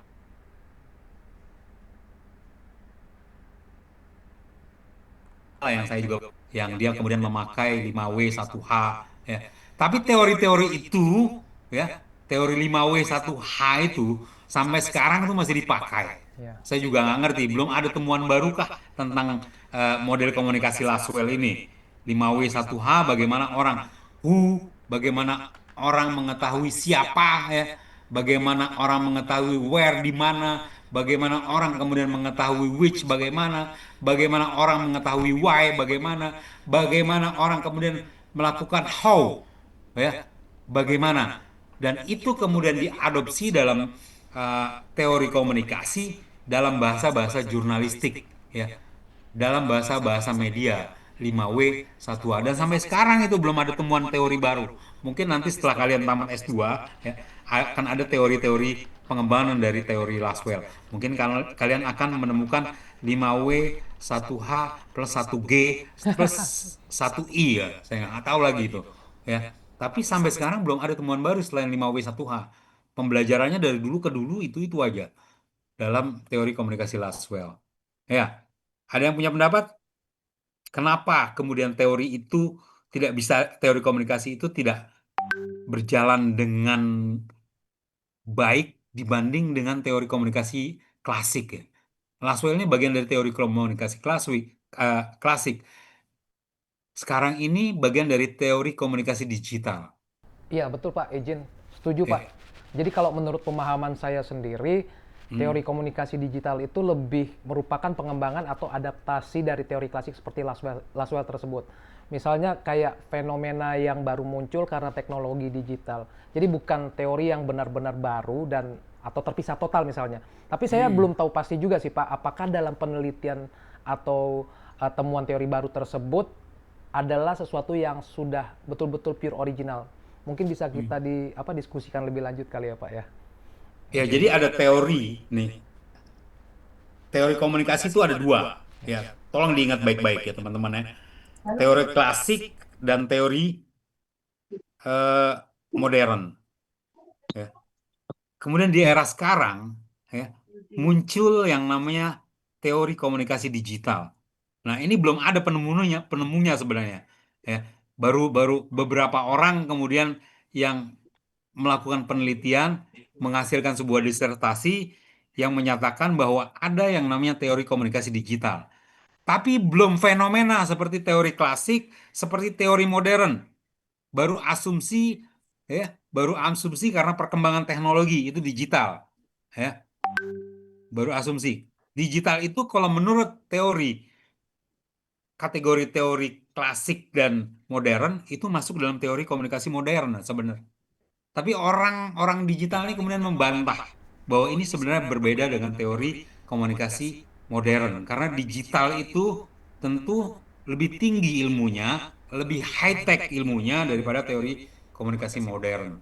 Kalau klasik, walaupun kemudian masih dipakai ya, seperti Laswell, kemudian diimplementasikan dalam teori komunikasi digital, tetapi pengembangannya di perangkat digitalnya.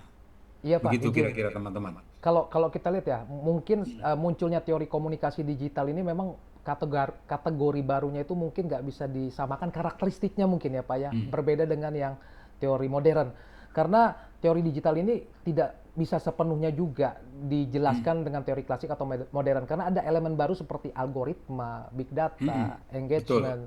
Jadi memang benar sih kalau menurut saya teori digital ini bisa lebih mengubah narasi misalnya dalam hitungan menit. Jadi ada perkembangan yang mungkin seiring revolusi teknologi digital yang seperti Bapak sampaikan tadi. Jadi bukan sekedar adaptasi dari teori sebelumnya, tapi memang teorinya sendiri punya karakteristik unik sesuai dengan cara orang berkomunikasi di era digital saat ini. Menurut saya itu sih Pak, izin Bapak. Iya, di era digital sekarang ini ya. Ada yang punya pendapat lain? Soal teori komunikasi digital, silakan Mas. Izin. Mr. Atma, Ya. eh saya dulu pernah sekali diberitahu tentang teori komunikasi namanya kalau nggak salah spiral. Karena saya aktif di sosial media, kemudian teori itu menjadi salah satu eh, dasar saya dalam berkomunikasi terhadap eh, buah pikiran saya dalam bentuk konten-konten. Teori spiral itu kalau nggak salah begini. Ketika orang memiliki pendapat yang berbeda dengan pendapatnya mayoritas, orang itu cenderung diam. Tapi itu tidak terjadi ketika teori komunikasi digital. Bagaimana kemudian kita semua menjelaskan bahwa sekarang orang bebas berkomunikasi, bahkan yang minoritas, super minoritas pun, asalkan dia anonim. Jadi ketika media sosial sedemikian kuat mencengkram semua pribadi melewati gadget-gadget kita, maka di situ juga dimungkinkan makin suburnya anonimisme, saya sebutnya begitu. Bagaimana kita menjelaskan ini masuk dalam teori apa ketika orang bebas ngomong apa saja, berkomunikasi apa saja, tapi mereka menyembunyikan jati dirinya. Kira-kira itu, Pak. Bisa dibantu. Jadi dalam ilmu komunikasi memang ada yang namanya teori komunikasi, ya, teori spiral gitu ya, Pak Pak siapa tadi? Pak Yuwari ya. Jadi memang ada yang namanya teori spiral, itu teori lama sekali ya, yang bahkan tapi munculnya setelah teori Laswell ya. Bagaimana kemudian teori spiral ini ya memunculkan mengapa sebagian orang memilih diam ya, dan tidak menyuarakan pendapat di ruang publik. Nah, teori ini intinya adalah sebenarnya dalam teori spiral ini ya, orang cenderung berbicara jika merasa pandangannya tuh didukung sama mayoritas orang ya.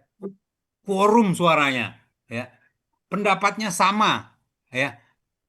Merasa pandangannya itu cenderung memiliki kemiripan lah paling nggak kalau teori spiral ya. Itu yang kemudian muncul yang namanya teori spiral dalam kondisi sekarang. Nah, dalam kondisi sekarang teori spiral itu sebenarnya tidak tidak tidak terlalu populer ya dalam kondisi sekarang karena semua orang ingin bersuara sekarang. Semua orang ingin berbicara karena kalau dalam dunia kampus itu kebebasan mengeluarkan pendapat itu memang dilindungi oleh undang-undang ya, apalagi kebebasan kampus A to Z berbicara di dalam ruang kelas, khususnya ruang lembaga pendidikan seperti kampus ini dilindungi oleh undang-undang ya. Pasal 33 pun melindungi itu. Nah, teori spiral ini tidak cocok dilaksanakan dalam kondisi di era teori komunikasi modern sekarang, di era teori komunikasi digital, karena orang ingin menyampaikan aspirasinya, ingin menyuarakan apa yang menjadi unek-uneknya, atau kalau dalam bahasa Betawi itu unek-uneknya dalam sebuah komunikasi ya. Spiral itu memang ada dalam sebuah pembelajaran teori komunikasi. Makna spiral itu sebenarnya makna yang diam ya kalau nggak salah ya. Diam berulang-ulang kayak spiral tapi kuat dia ya. Diam berulang-ulang kuat sehingga jadi menyuarakan sesuatu atau komunikasi yang sama dalam sebuah ilmu komunikasi. Menarik. Terima kasih Pak udah mengingatkan kembali kepada teori spiral ini Bapak. Mungkin ini Pak Ya. izin. Sekarang mungkin plesetannya jadi teori komunikasi viral ya. Karena kalau nggak viral kita nggak dapat keadilan. Sekarang bahasanya jadi teori komunikasi viral ya. No viral, no justice gitu ya Pak Jo ya. Itu aja mungkin teman-teman ada yang mau disampaikan malam ini. Luar biasa perkuliahan kita. Semoga ini bisa bermanfaat. Mungkin pada pertemuan berikutnya ya kita akan membahas tentang apa yang disebut dengan teori komunikasi Robert Craig. Kalian pernah dengar itu? Ya, bahasa-bahasa yang saya sampaikan dan teman-teman sampaikan tadi adalah seperti bahasa teori sosiopsikologi, ya, retorika, semiotika. Nah, ini 7 teori ya, ya, teori komunikasi yang jumlahnya banyak itu, ya, banyak banget, Laswell segala macam. Tapi Robert Craig, seorang ahli komunikasi asal Amerika itu menyatukannya dalam sebuah 7 pemikiran, ya, tradisi pemikiran. Ya, di antaranya sibernatika, retorika, semiotika, dan kritis. Ya, pokoknya ada 7. Nah, fenomenologi salah satunya. Ya. Nah, dalam pertemuan berikutnya, ya, saya mau kelompok ini mempresentasikan 7 tradisi komunikasi Robert Craig. Silakan koordinator kelas membagikan, ini berapa mahasiswa ya? Berapa Yang hadir mahasiswa hari ini? ini 40, Pak. Kenapa? Yang hadir malam ini 40. 40 ya? Iya, Nah, Pak. jadi mungkin bisa dibagi menjadi 8 kelompok ya. Satu kelompok 5 orang ya. Nanti saya akan coba kirimkan materi berdasarkan kelompoknya, dibagi aja. Apa mau dibagi sekarang supaya clear? Dibagi sekarang aja Pak, biar clear Oke. semuanya. Iya, Bapak dibagi aja yang sekarang aja, bagi. Pak. Jadi satu kelompok Bagi sekarang aja. 5 orang ya. 7 teori tradisi komunikasi Robert Craig. Ya, kelompok 1 adalah Eko Nugroho, tolong dicatat baik-baik ya. Eko Nugroho, Hana Ayu Wijaya, Anggi Fitrani, Christian Lian, dan Tanti. Ya, kelompok 1 itu akan membahas sosiopsikologi Robert Craig dalam tradisi pemikiran komunikasi Kak Siva, tolong dong Kak Robert. Siva handphonenya biar nggak noise, maaf Kak Siva. Kenapa? Kenapa? Apa? Kak Siva tolong matiin ininya. Soalnya Oh, Bapak Siva. jadi nggak kedengeran, jadi noise. Oh, Speaker Siva. boleh iya, iya. diulangi Pak Atma. Di mute aja Kak Siva, di mute. Oh iya ya. Oh, noise terus ya Siva ya. Di mute aja Kak Siva. Izin Pak, silakan Pak dilanjut di kelompok kedua Pak. Ya. Pak, mohon diulang kelompok 1, Pak. Diulangi yang kelompok pertama Pak. Oh, kelompok 1 ya. Iya, Sebentar. Pak. Kelompok 1 Eko Nugroho, dengar ya suara saya. Dengar, Pak. Eko Nugroho, Hana Ayu Wijaya, Enggi Fitrani, Christian Lian. Ya. Dan satu lagi Hana Medita Widyastuti. Kelompok 1 itu Tadi kalau nggak salah Tanti, Tadi Pak. ada Tanti ya Pak? Nggak jadi Pak. oh Tanti ya tadi ya. Eko, Hana, Anggi. Oh iya Tanti, benar. Oh iya Tanti, sorry. Oh, Hana lagi. Eko Christian. Nugroho, Hana Ayu Wijaya, Anggi, Christian Lian, dan Tanti ya. Tanti. Oke. Ini membahas tentang teori Sosiologi. tradisi komunikasi Robert Craig, sosiopsikologi. Ya, Komunikasi. Robert Craig. Robert Craig. Oke. Oke. Kelompok 2 saya bagi Maria Medita Widyastuti, Daud Gaspers, Fadli Rahman, Grace Theophani, dan Yohanes Budi. Ini membahas tentang Robert Craig juga tentang sibernatika. Tradisi pemikiran teori komunikasi sibernatika. Ya. Oke.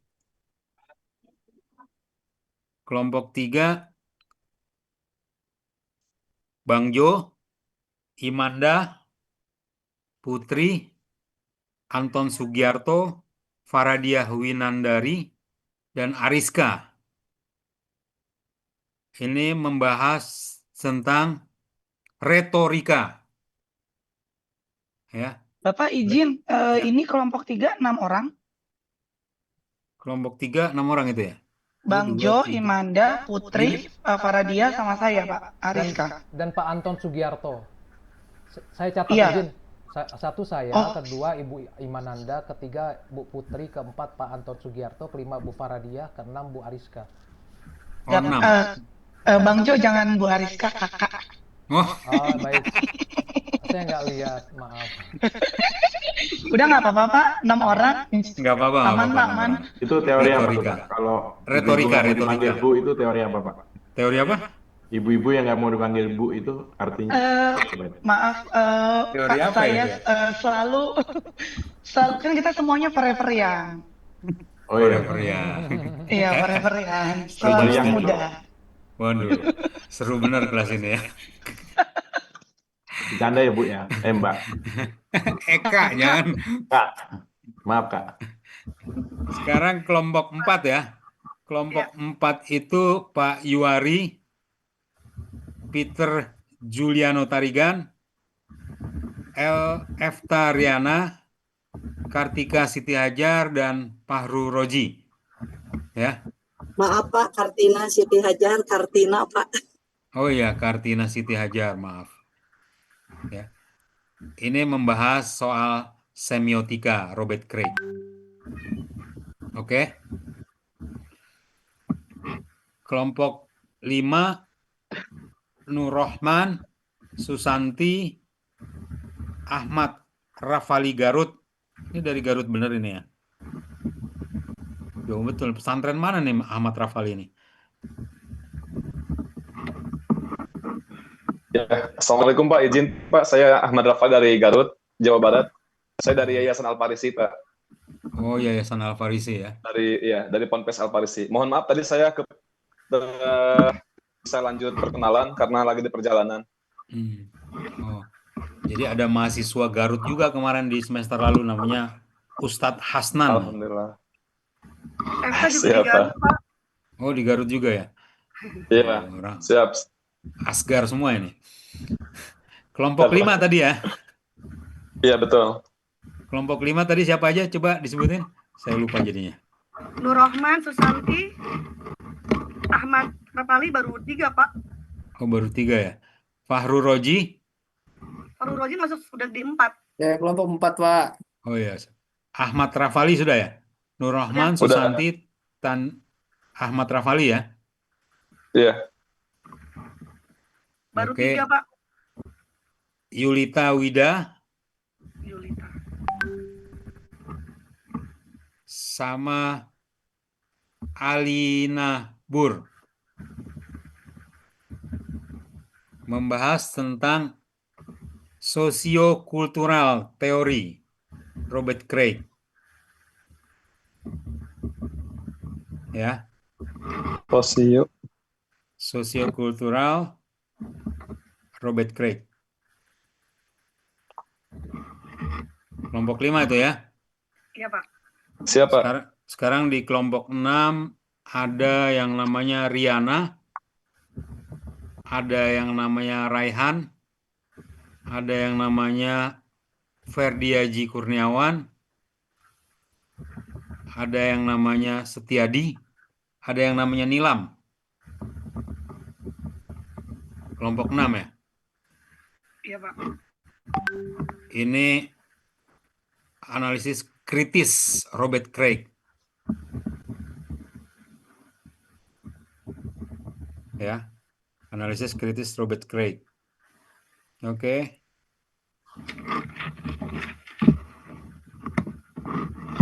Kemudian Setiadi, Chelsea. Setiadi udah ya? Setiadi kelompok 6, Pak. Oke, sorry. Kemudian ada yang namanya Yuni Kartitria, ada yang namanya Wiranto, ada yang namanya Chelsea Clara, ada yang namanya Lucia Diahreni ya, ada yang namanya Yesi Cahyape. Ini masuknya fenomenologi. Betul?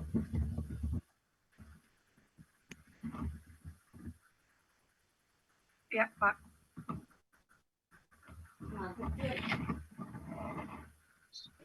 Ini kayaknya masih ada yang belum dapat, Pak. Iya. Ya. Oh, Benar Imananda Putri. Edit aja Bang Jo. Dua cuma Diedit 4 orang. aja. Satu aja, aku namanya Imanda Putri, jadi satu. Bukan 6, Pak, 5. Namaku Imanda Putri. Iya, aturan kita berharap 6 atau dirubah lagi. ini udah kelompok 6 ya. 7 Pak. Sekarang kelompok 7 ya. Udah 7 Pak. Sekarang 8. Kelompok 8 Pak.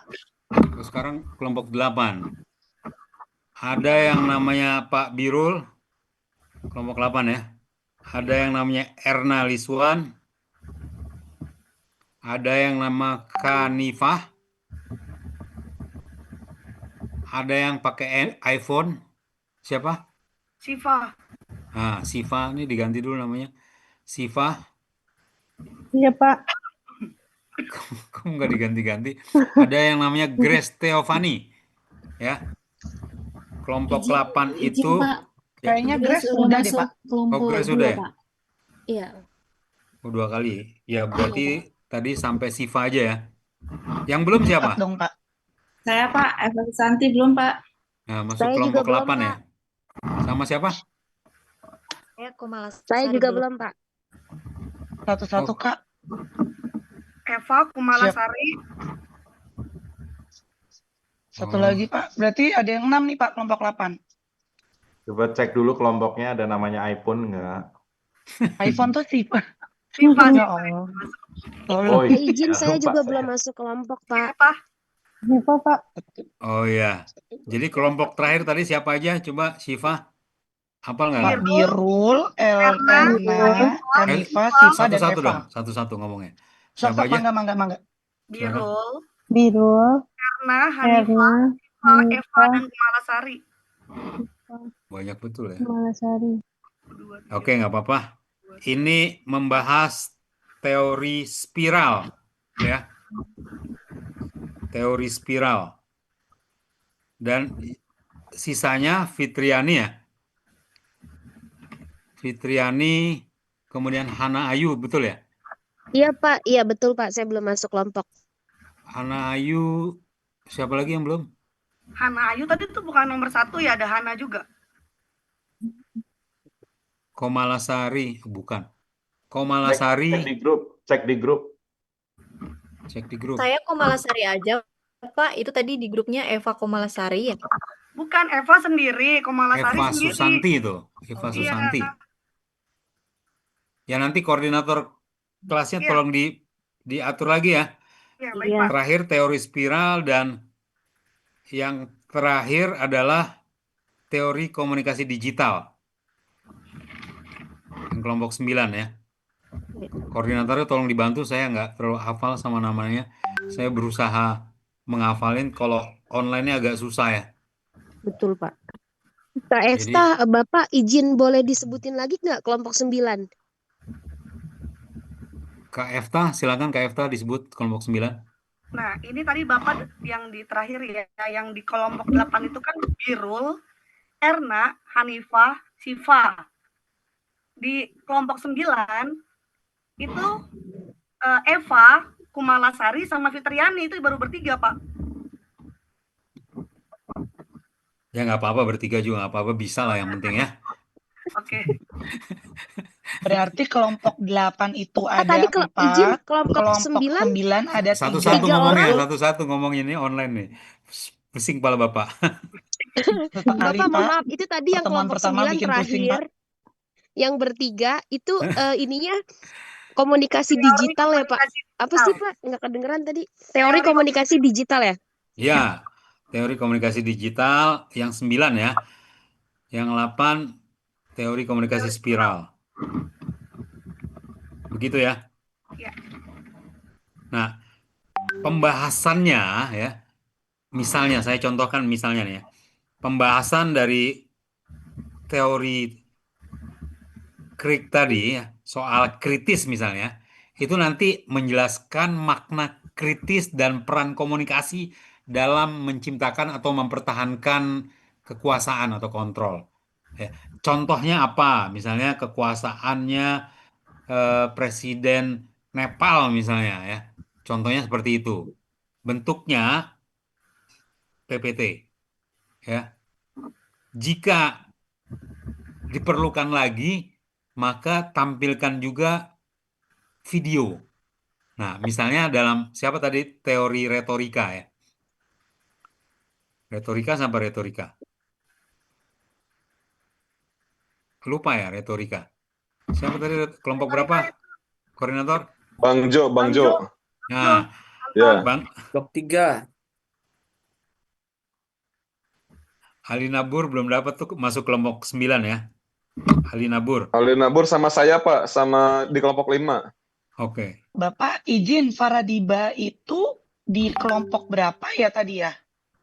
Faradia Winandri. Faradiba, Pak. Faradia. 3. Kelompok 3. 3. Kak Farah Ya. di kelompok 3, Kak Farah. Iya. Bingung nih ngebagi kelompoknya. Gimana kalau kita offline aja nih? Ya. Mantap. Kapan bisa ketemuan offline nih kalau gitu? Boleh Pak, sekali-kali. Agendakan, Pak. Agendakan. Ya, Pak. Boleh Pak, sekali-sekali setuju. Kak Eva, Yulita di mana Kak Eva? Kelompok berapa? Pak, itu kelompok 9 seriusan 3 orang doang, Pak. Yang kebanyakan masukin kelompok 9 aja, Pak. Iya, Ya, yang kebanyakan izin di saya kelompok. bisa ke kelompok 9 kalau memang masih kurang orang. Saya Faradia. Boleh, boleh. Iya, Kak Farah masuk kelompok 9 aja. Masuk kelompok 9 trio banget soalnya. Oh iya, boleh. Iya, Faradia silakan masukin saya ke Winandari. 9 nggak masalah. Iya, Itu si siap Bapak. siapa tadi namanya? Betul. Oh iya. Itu ya. Kak Efta nama yang kelompok 5 dong, bacain lagi tolong. Kelompok 5 itu ada Ahmad 5. Rafali, ada Pak Nur Rohman, ada Kak Susanti, Kak Yulita Wida, sama Kak Ali Nahbur. Kasih. Teorinya apa Kak? Kelompok 5. Nanti Kelompok 5 besok itu pagi kita rekap lagi ya. sosiokultural dari Robert Ya, Craig. besok. Izin ya besok pagi nanti sama Efta rekap semuanya lagi di grup ya. Siap, Oke. siap. Jadi pembahasannya itu ya, misalnya nih kelompok retorika ya, Bang Jo. Itu nanti menjelaskan makna dari retorika ya, seperti apa, siapa aja pelaku retorika dalam implementasi teori komunikasi retorika ya. Bagaimana kemudian seorang komunikator yang mampu melakukan retorika. Kalau perlu contoh videonya, misalnya kalian mau menampilkan Fidel Castro dalam teori retorika, ya, atau menampilkan bos saya tuh Surya Paloh misalnya, atau bos siapa tadi, bosnya si Imanda tuh, ya. Nah, itu retorika ya, menampilkan teori retorika, ya. Videonya nggak apa-apa ditampilkan, ya, begitu ya. Nah, Kalau sosiokultural apa aja Pak? sosiokultural itu lebih kepada budaya ya, teori budaya dari ya, dari sebuah tempat ya, apa wilayah dimanapun berada ya. Kalau budaya itu menyangkut soal adab, menyangkut soal lokasi peradaban di sebuah wilayah palingnya. Ada pertanyaan lagi nggak? Makasih Pak. Izin Pak untuk Spiral Pak, spiral. Spiral tadi udah dijelasin kan teori keheningan. Iya. Oh, iya. Teori Izin, Pak. spiral itu teori keheningan yang saya Izin sampaikan Pak, tadi. izin Pak, kelompok 1 sosiopsikologinya bisa dipaparkan Pak contoh-contohnya? Sosiopsikologi itu ya apa ya, mengganggu ya. Mengganggu dalam sosok kekinian ya. Oke. Misalnya argumentasi sosiologi itu soal teori komunikasi yang dilakukan oleh Nikita Mirzani misalnya. Bagaimana dia mengganggu persidangan itu masuk dalam sosiopsikologis ya, mengganggu jaksa, mengganggu hakim sehingga putusan-putusan yang disampaikan dalam persidangan misalnya tidak tepat ya, tidak sesuai sasaran. Itu masuk dalam sosiopsikologis. Baik. Ya. Baik. Ada Baik, Pak. pertanyaan Terima lagi? kasih. Ini Pak, izin untuk presentasinya bagaimana Pak penjadwalan teknisnya? Presentasinya kita kasih dalam bentuk PPT ya. PPT-nya jangan banyak-banyak, 5 cukup ya. 5 PPT, kemudian dicampur dengan video atau foto tentang teori-teori yang dimaksud ya. Ya. Dalam 7 teori itu plus 2 teori spiral dan teori komunikasi digital. Baik Pak, Ya. berarti dalam satu hari itu baik, Pak, bergantian dalam satu hari itu untuk kelompok 1, 2, 3 atau nanti hari ini, minggu depan atau bagaimana Pak? Ini. Oh, lebih cepat lebih bagus ya. Oh baik, Supaya nanti kita ada pertemuan offline di pertemuan terakhir ya. baik. Pertemuan terakhir kita akan ada pertemuan offline tanggal berapa ya? Nanti diatur Kayaknya tahun depan jadwalnya. kali Pak. Kenapa? Biasanya pertemuan terakhir tahun depan, Januari atau Januari. Oh Sekalian iya. sidang ya. Betul, tahun depan ya. Coba Desember gitu Dipercepat ya. saja, Pak, dipercepat, Pak. Siap mengikuti lah. Nah, untuk UTS ya. UTS ya. Ini udah mulai UTS aja nih, saya kasih UTS supaya cepet nih. Siap. UTS-nya adalah kalian membuat opini. Ya, dalam teori komunikasi ada yang namanya opini. Opini itu adalah teori komunikasi yang namanya teori komunikasi jurnalistik. Ya, dalam teori komunikasi jurnalistik ada yang namanya opini, ada yang namanya rilis. Nah, kalian membentuk opini. Opini apa yang dimaksud, Pak? Opini apapun yang ada di otak kalian, tulis dalam bentuk tulisan. Ya. Setelah bentuk tulisan, tayangkan di media. Ya. Boleh tier 1, tier 2, tier 3, no Kompasiana. Paham ya? Oke, paham. Jangan Kompasiana, kalau Kompasiana kalian ini nanti nulis sendiri, tayang sendiri. Kayak blog ya Pak. Iya, kayak blog nanti. Ya. Tulis di apa namanya? Di media boleh berapa? Kalau di Garut mungkin ada Media info lokal Garut. boleh ya Pak? Kenapa? Media lokal berarti boleh ya? Boleh. Media lokal boleh. Yang pertama yang harus kalian lakukan dalam penulisan opini itu, mau dikerjain sekarang boleh nggak Pak? Boleh. Supaya nilainya muncul pada saat UTS nanti ya. Baik. Pak, saya mau kerjain Individu ya, sekarang Pak? Pak, nggak ada kerjaannya atau lagi gabut. Oh, boleh. Tapi opininya jangan yang ini ya, yang masuk akal, jangan ngarang, jangan menghayal ya. Individu Misalnya, ya, Pak? kenapa? Individu, Ya, personal. Ya, individu. ini individu nih. Tapi tayang di media boleh tier 1, boleh tier 2, boleh tier 3. Ya, yang pertama kalian harus menentukan ide dulu tuh. Ya. Idenya saya mau menulis soal misalnya menteri opini ya. Opini itu kan pendapat kamu aja nih. Bebas Tapi ya, Pak? Bebas, tapi perkuat dengan teori-teori komunikasi ya, jangan semau-mau gue aja. Mentang-mentang opini kamu Siap. semau-mau gue, nggak ada teori, nggak ada landasan. Ya susah. Misalnya kalian mau menulis soal teori komunikasinya Pak Purbaya. Wah, ini masuk dalam teori framing nih, ya. Saya mau masukkan teori framing. Apa yang dilakukan Menteri Keuangan Purbaya adalah teori framing. Menurut saya begini. Ya, teori framing masuk dalam kategori ini dan penyelesaiannya seperti ini. Endingnya pada akhirnya publik tidak akan percaya dengan retorika yang disampaikan oleh Menteri Purbaya. Misalnya, oh boleh opini kan? Ini mata kuliah yang Bapak ajar kemarin ini. Yang mana? Yang mana? Digital storytelling ini. Enggak, kalau Mantap, digital Bang Jo, storytelling itu mantap. kan video kan? Iya. Ini bukan video, ini tulisan. Opini framing. Jadi tentukan dulu ide yang kalian mau tulis, kemudian yang pertama sih kalau mau gampang itu bikin judulnya dulu. Dari judul kemudian kalian bisa kembangkan deh, ya. Syarat judulnya nggak boleh panjang-panjang. Kalau judul panjang-panjang nanti eh, namanya ini pantun kalau panjang-panjang. Betul. Ya kan? Kasih lead paragraf pembuka, kasih lead, kemudian isi opininya, masukin landasan teorinya, ya, kasih masa depannya, landasan apa paragraf penutup. Misalnya kira-kira dalam bentuk pertanyaan, kira-kira akan seperti apakah kebijakan Menteri Keuangan Purbaya jika melihat kondisi ekonomi Indonesia masih seperti ini aja, tanda tanya. ya kan? Ini menarik Tayang nih, besar. Pak. Menarik. Menarik nih kalau 40 orang nulis Purbaya semua, sangkain kita bagus. Jangan Purbaya Nggak semua. ada kisi-kisinya ya.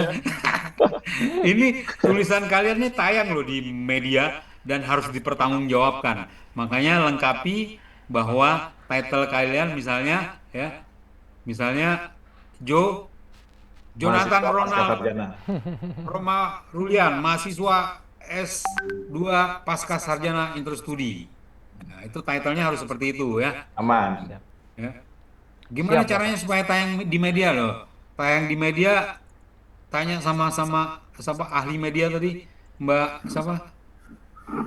Biar Ya. keluar itu ya. Atau Bang Daud nih, ahli media ya. Tanya gimana caranya supaya naskah kalian tuh bisa tayang di media ya. Apapun kalau tayang di media nih, saya pastikan ya. Ya. Kalau berita opini kalian tayang di media tier 1, nilainya saya kasih plus. Wow, A+ Masya gitu, Pak. Allah. A+. Langsung plus nilainya. Di media grup boleh, Pak? Kenapa? Di media grup boleh? Media grup boleh, Boleh, media grup boleh. banyak itu media grup. Media apa aja ya. Tapi mereka kan pasti selektif ya Iya. Oh, terhadap ketat. penulisan naskah berita kalian. Di Lambe media Turah nanti Pak tayangnya Pak. Lambe Turah emang media, bukan media. Media sosial Pak. Media sosial. Boleh nggak di media internal perusahaan atau kantor? Boleh. Oh, boleh. Ya. Ini Boleh. Kapan sih UTS kita kapan? Pak izin Pak, Pak izin Ya, Pak. Ini ya, opininya harus tentang orang Pak. Misalnya kejadian nggak bisa gitu. Atau gimana Pak? Opini itu adalah kebebasan menulis dalam sebuah karya Pendapat. tulisan ya.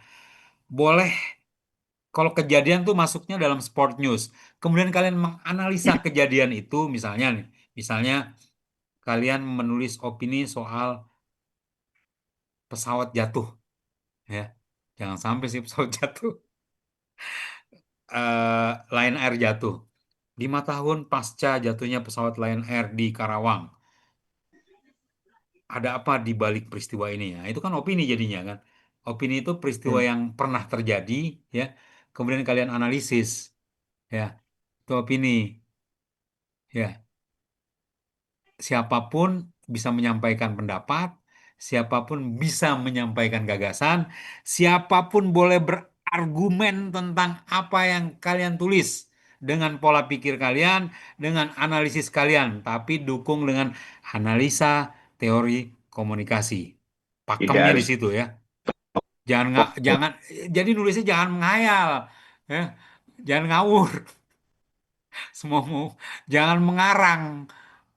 Hah? Mau opininya yang masuk akal, jangan nggak masuk akal.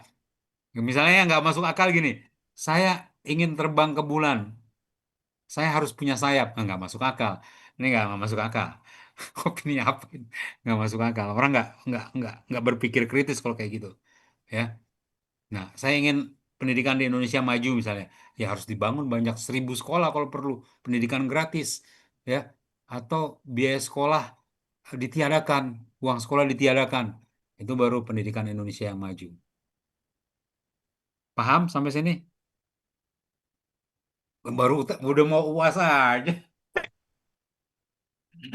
Ini UTS saya udah saya kasih nih, UTS saya kasih dikirim ke WhatsApp, ya, Pak, ini saya sudah tayang nih opini saya. Mulai hari ini tanggal 6 Oktober. Jangan kalian yang 6 udah pernah Oktober. nulis opini tanggal 5 kalian kirim ke saya. Ya, nggak masuk. Nggak masuk barang tuh. Hah? Tanggal 6 Oktober kalian boleh nulis opini. Ada pertanyaan? Maksimal Pak untuk pengumpulan tugasnya tanggal berapa Pak? Izin. Tugas apa nih? Pengumpulan UTS yang ini bikin UPNI. Besok kalian menulis, besok saya terima. Saya keluarkan nilainya. Tapi tayang ya. Jangan nulis nggak tayang. Tayang. Ya. Siap. Iya tayang dulu kalau mau Opininya nggak ada tayang. ya. Opininya kalau nggak Iya. tayang saya jadi bingung mau gimana. Ya, pakemnya kan Siap. penulisan opininya saya baca ya. Atau kalau mau ikut saya besok hari apa itu ngasih opini ke anak-anak Untar juga boleh itu, ngasih materi soal opini. Ini Ada waktunya pertanyaan? berapa lama Pak? Satu minggu dari sekarang atau gimana Pak? Waktunya Waktunya sampai pertemuan terakhir, deadline-nya. sampai pertemuan terakhir. Pertemuan terakhir di jelang UTS ya. Paling pertemuan keempat Oh, kelima ya. Izin Ya. Pak, siap, izin. baik Pak. Izin. Ini Ya. kan ada 2 tugas ya. Hmm. Satu tugas kelompok, satunya lagi ya Tugas individu. individu untuk UTS. Baik, Iya. terima kasih. Oke. Ada pertanyaan lagi nggak? Susah nggak? Susah nggak? Enggak ya. Izinin Sudah ada Pak Atma, gambaran Pak, mau insya Allah. nanya. Pak Daud tuh gampang itu, Pak Daud tuh. Kecil itu. Ini Mantap Pak Daud. Apa? berarti kalau untuk teori yang kita gunakan itu teori Robert Craig aja atau bisa pakai teori komunikasi yang lain Pak? Misalkan kayak Stuart Hall atau jarum hipodemik atau apa begitu? Ya Izin. boleh teori klasik, boleh teori modern, boleh teori digital, apapun teori komunikasi yang kalian pahami boleh. Ya. Ya untuk opini ya. Yes, siap. Ya. Makasih Pak. Pak Atma izin bertanya, ini ada minimal harus berapa halaman nggak? Atau yang penting harus tayang? Kalau kebijakan redaksi itu biasanya ada standar kata ya, berapa kata ada word-nya. Ya. Saya nggak tahu redaksi yang kamu tuju itu yang mana. Biasanya kalau di Tergantung Kompas tuh ada medianya. 2.500 kata ya di Kompas. Kalau media yang Mbak Maria tuju mungkin kalau di media online itu sekitar 700 kata kali ya. Kalau media online ya. Ya, kira-kira seperti itu. Nggak ada, kalau standar katanya sesuai dengan kebijakan redaksi masing-masing media aja biasanya. Pak, pengumpulan opininya Japri apa di grup ya Pak? Kalau setelah tayang. Oh, Japri aja. Pak, saya udah Iya. tayang ini, Pak. Nah, ini udah tayang judulnya ini. Saya baca dulu. Kalau bagus, ya berarti nilainya bagus. Kalau medianya apa? Medianya harus, kalau mainstream tier 1, ya saya kasih langsung. Tapi kalau medianya masih kayak media kecil ya, nilainya juga lebih kecil harusnya. Pak, Oh iya, Time Bang Jo, Times Indonesia. Luar biasa. Pak, nggak ada tugas yang lainnya buat UTS. Enggak, belum. Sejauh ini baru 2 itu. Nanti banyak tugas nanti Bukan Mbak Kartina. tugasnya. Kenapa? Ada option kedua nggak selain tayang di media, Pak, tugasnya? Belum ada option ya Mbak Kartina. Semester lalu juga tayangnya di media. Maunya Mbak Kartina tayang di mana? Di televisi. Mama Dede mungkin, tapi nggak mau lah Mama Dede. Mbak Kartina maunya gimana? Mau tayang di mana? Kira-kira? Ya, agak shock aja gitu, Pak, dengan Oh, jangan sok. Masya Allah. Nanti saling support, saling bantu nanti di medianya. Nanti dibantu Mbak Kartina ya.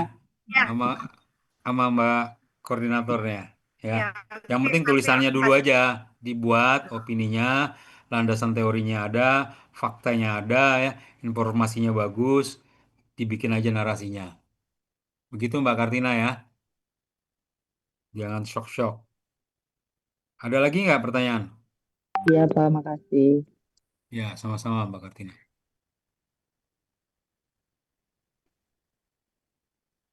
Kalau tidak ada, saya akhiri perkuliahan malam ini. Mohon maaf kalau ada kata-kata yang salah. Akhirul kata. Wassalamualaikum warahmatullahi wabarakatuh. Selamat malam. On Santi Satu Om, Namo Buddhaya. Salam kebajikan. Shalom. Waalaikumsalam warahmatullahi wabarakatuh. Terima kasih Ustaz teman-teman. Semangat ya. Teman-teman semua. Makasih Pak. Makasih Pak. Ya, makasih. Silakan, Le. Izin